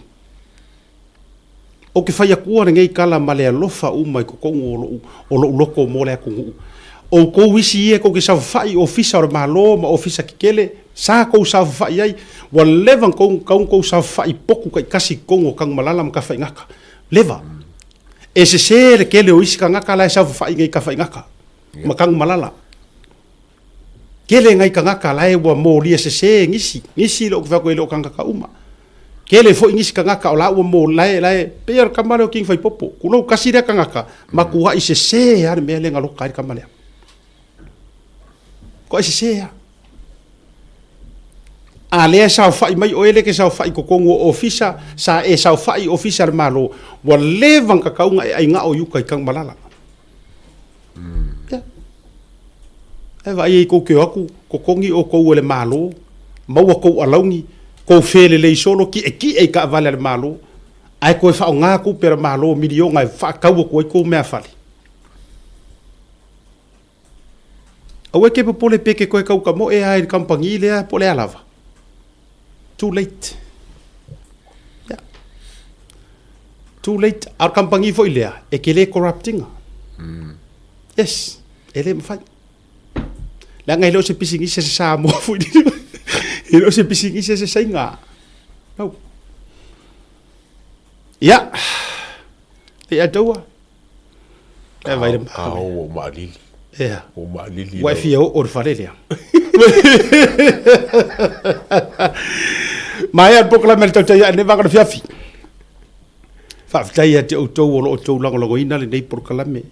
Fa ftai e o lo te talo fa ftai tele ma fa soa fo I fa ftai atu sunga fa fengainga. Ya Reverend Filimoni Forsaitu. Mar fatua me se tama matua na mato filo I nei le tai au. La lo tatu far kofi. Ya fa ftai fa manuianga fa ftai te talo mai na I le fakasai te attitude.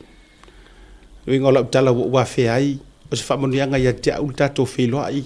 ya Ya a mai fo se fa malo si au mo ma ua ma le sunga ya le atua me se fo tatu o nanga. Fa ftai atu. fa fe nga umma Iyo e. ai lo ngai se fe nga le maka mai ya O yo e. E mai mo uma mai lava. ya Mori fa malo ma fa ftai. O la kouka kalo. E ma fua yo ma loko kikeli.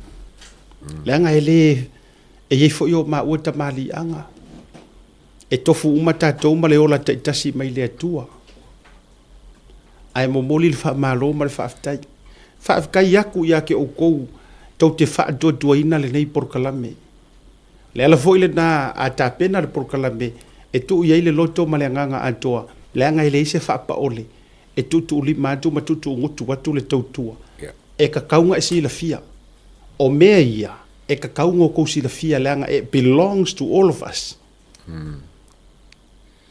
E te si la fia, te leo nei matua lai Samoa, mangai ka ngaka I ko kongo Samoa, lai whako a mangingo ma malama, o ngā o kako porokalame. ke ro me Ma tātou uma lei, le uso ia tu le ipa whafteisua, le uso ia savea, tu risi, ia feta, ya ia anu waku fo ia ale uso ia natu release sauar ka kama fa ta lo fa tu sta uso ia mus Ah. ya usa msalini lai o I Asia ko vas ia mis afte tele ta usa tu ivasa ta maya misi tu beseve ya afte tele la o to u Yeah. mat le uso fo ile sa ili ngola mi tonu ia ta to u mala vasua ia ngata ilea o tato na yo uso ba tua inai I le radio le tiole I sini Australia ya feta ia le uso ia sunga ia la toa me se fo yo mano ma utu u malava male ano no I te o misi atu se suafa ia ele fa kaloina sa moa ia na uso ia mau malu patsila ia ma tato uma me se fo ina inicio fa sala lau fo to tele tato la utu stala fo to ia to sa mo aftai fo ia yo le wingol fa metalanga mo moli atu le fa aftai tele uso ia feta fa fe kai le kako o ko le ko ke la lango fa kasi langa ira kai mi e ko ki fa pe fu o ko le ka usa le fa le loko vai vai le skai mi lango ma o fu e tu sa tatu lo ngono ma o na on tangata e for kai mi ke la ko ya u el fale to te sile fi au lok fo el fale ma so so enga le level po ma fu lo to lo o is tai mi tango le ya le tina le ainga le telefoni avatu Nanga kakangi vili atu le fa fonga mai. O ka le mafakianga. Vili atu isi information le no formal atu no welinga ma information le atu. O lo ke fongi mo le ko ka. E silent ka mi. Level po tamati na matutua mongi lava. E si teimi tango mai lo le mai lo kerfong. Maria mai lo kerfong. Moelo. Fai sau malolo. E leo mai kanga ia. Kuno kala le lofa. E leo mai telefo to tele nei e fai oi pe ale hanga mai lo. I le la vola moi. Ai tate tau ma fai lava. E tau sema se teimi e kau kali a kwai. Me foi lea o tou ie tele na vili pai se ronga pi fa li ma foka o kali a. Le ie leo se musu e kalango ha. O ka o kare ko akele o I la tau foi. Ai au nga. Le au nga. Fa fika ya o ko. Yo e. Se o tina matua ya a rasi ka lo fai. Tina le ya a rasi. O le I fefo ile no I o tara le pito nu ule leo. Wai monli o tara. O tina le se cell phone. E na e yeila na le kera. Le tangata le. O tina matua. Le foi na la tu lunga le tatu office tuai. ai e ila na landline e vili mai lava e misi loa au tu mai le voicemail la Rasi a lofa tele atu e lo fako lofa tele atu mo eltina makua I think ko kia iwa sifuru a Rasi po ofo va ya o le to tele le na tato information si au mai keep on coming ya au pe makele kaliaku Au ai mai ko ke pea. fa fonga mai rungo pro kalame o le ai ka wa nginga ku le fa soa ni si o vaenga ku so olau information ngai au mai o le wa ngofo confirm mai le si information nga mai le skangaka ma ke kilo ku loa ua lua ko du fa ka ngaka ye au mai uma le information confirm kasi ya e o fo da kuskusi Kros ko nga kuskusi o ke fai ka wai wai e o ke manga yenga ko fingalo like ali lo kuskusi like yes you know ya o le nganga nai va tu fo il nei vai ko le fu mal ta to proclame fa te tele le to talo mai fa te le to ta po inga o e fo yo lo to feita mai ma fai ma ua mo to fili to fi ya ma te talo ile tua e fa mangalo io ma fa manuia ya te auto fa a wau pe lo to ngutu le anga mai ai fa a wau pe lo ma ua te talo ile tua e fe so ni atu ile vai ya ma tu langa fo io le mautonu o ia ile mafufa ya aga le mai le tua le va ko le fiafi fa te tele ya producer Carl and producer yeah. Ko producer le wai o Carl mahana va ai tatou producer si wai mai mo pang mo fainga fa sanga yo le kemna se ko kilo mer sa fa ia matu producer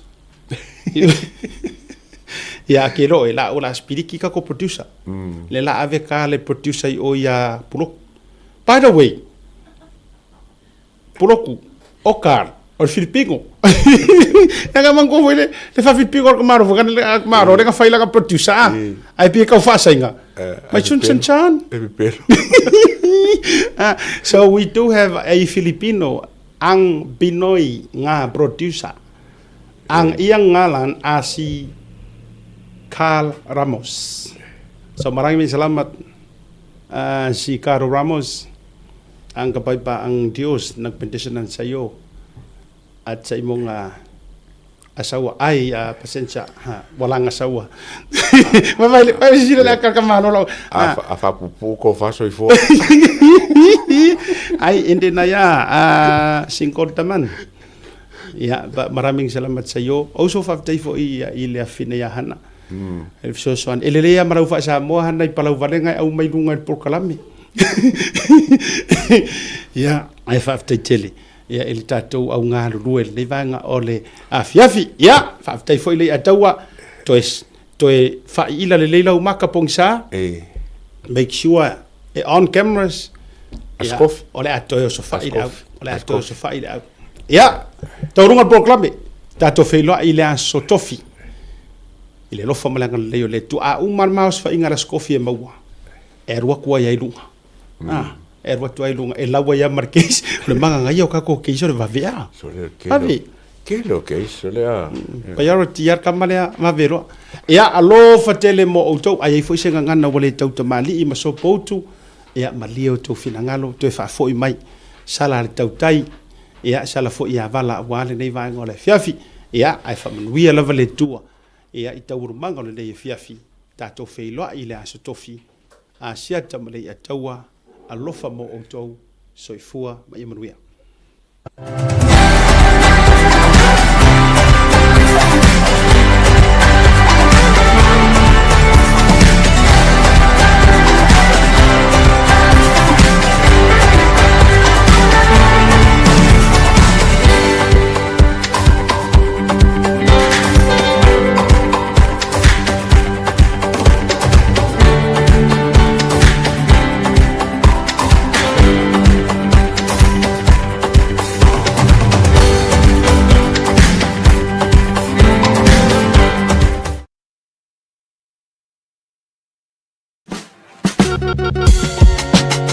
There is no better way to support the 685 than to buy locally sourced goods.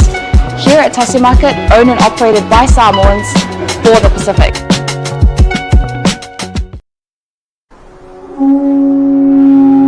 SMI Hardware is proud to be steel, metal, and roofing solutions. Colors inspired by the heart of Samoa, from the deep blues of our ocean to the warm natural tones of our fala and tapa.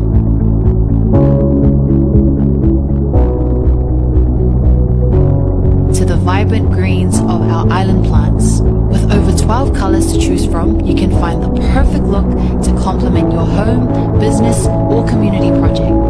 Built to handle the sun, salt, and storms with strength you can rely on for years. For durability and for style, SMI Hardware is your number one choice.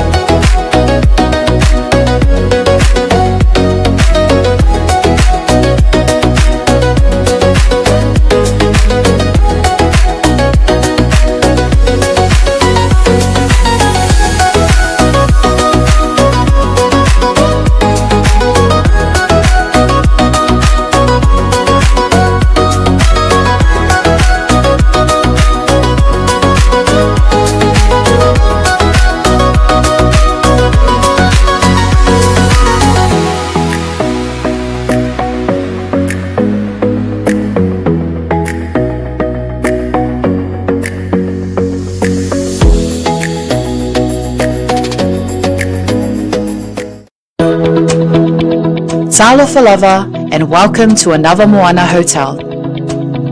Located in the heart of the Vaitele industrial area in Nabia, Anava Moana Hotel is a place where comfort, connection, and genuine Samoan hospitality come together. Whether you are visiting for work, spending time with family, or traveling independently, we are here to make you feel welcome and at home. Our hotel offers a wide selection of spacious and flexible rooms, thoughtfully designed to welcome both family stays and independent travelers. Our single and double rooms feature modern design showers and bathrooms.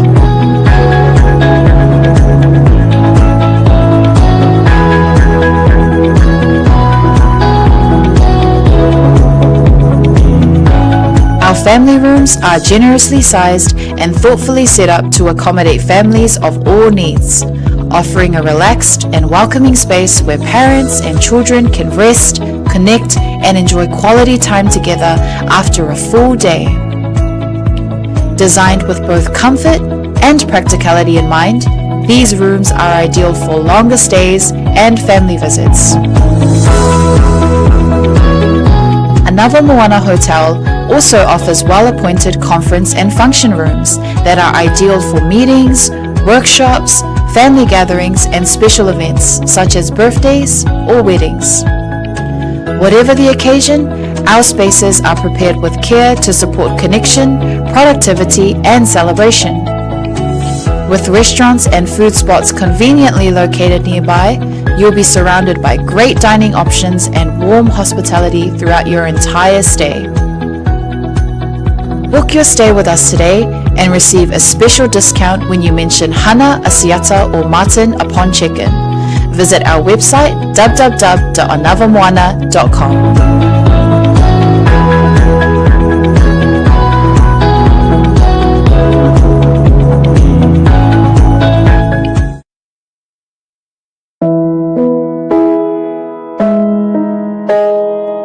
O le Os Pacific Funerals na whaawai le tasi le afe iwa se lau i whae Sydney, wha mauina o le luai au unanga o le whale maliu Samoa ma le Pasifika, o whaawai i Australia. O lea ma u mia sa oloto e tama whanau lava Samoa. Ua silia ma le tolu sultausanga o lana tautua whaamama avenga mo tātou tangata, ua tele leanga waa i le whaafuaina o lau unanga, ma ua matua fo i le iloa i le tautua. Mātou te mawhai lava o na mātou malanga atu I maota malao ai so se taimi e whaatala noa ina mta upu uma I ta pena I eil whai ngā malanga mo le ua valaau iai le atua. E ave sea ai le atua tuvale ma le lē mautonu a inga whaanoanoa e le a whaina po le hali taimi. E tā ua iai mātua tātou tūmanga no ua malu ma o lana anawa tau ave lava lea. Dignity of traditions is our service. E tau tua i le luas fulfai tū la i le fitu a solva yaso mātou te ngālu lua e tūsam fina ngalo mana onga o a inga a e leo so mātou manao. Mo le fia malamalama a tili o na sila mwhai tau malamalama lea i le mātou tū lau whamtalanga le website www.auspacificfunerals.com.au o le telefongi le tatongia tasi tolu se lau valu ono fitu o le national o lua fitu lua fitu whavalu tolu o le mātou telefoni whiaviai o whaali mo o tolu tasi wha iwa lua ma fesili mo rata maitai pule na omi ma sina mua mana tua nei le tautua o le Aus Pacific Funerals Australia lo fale maliu e le momoe ai tautua ina o i le alofa ma le wha maa avenga.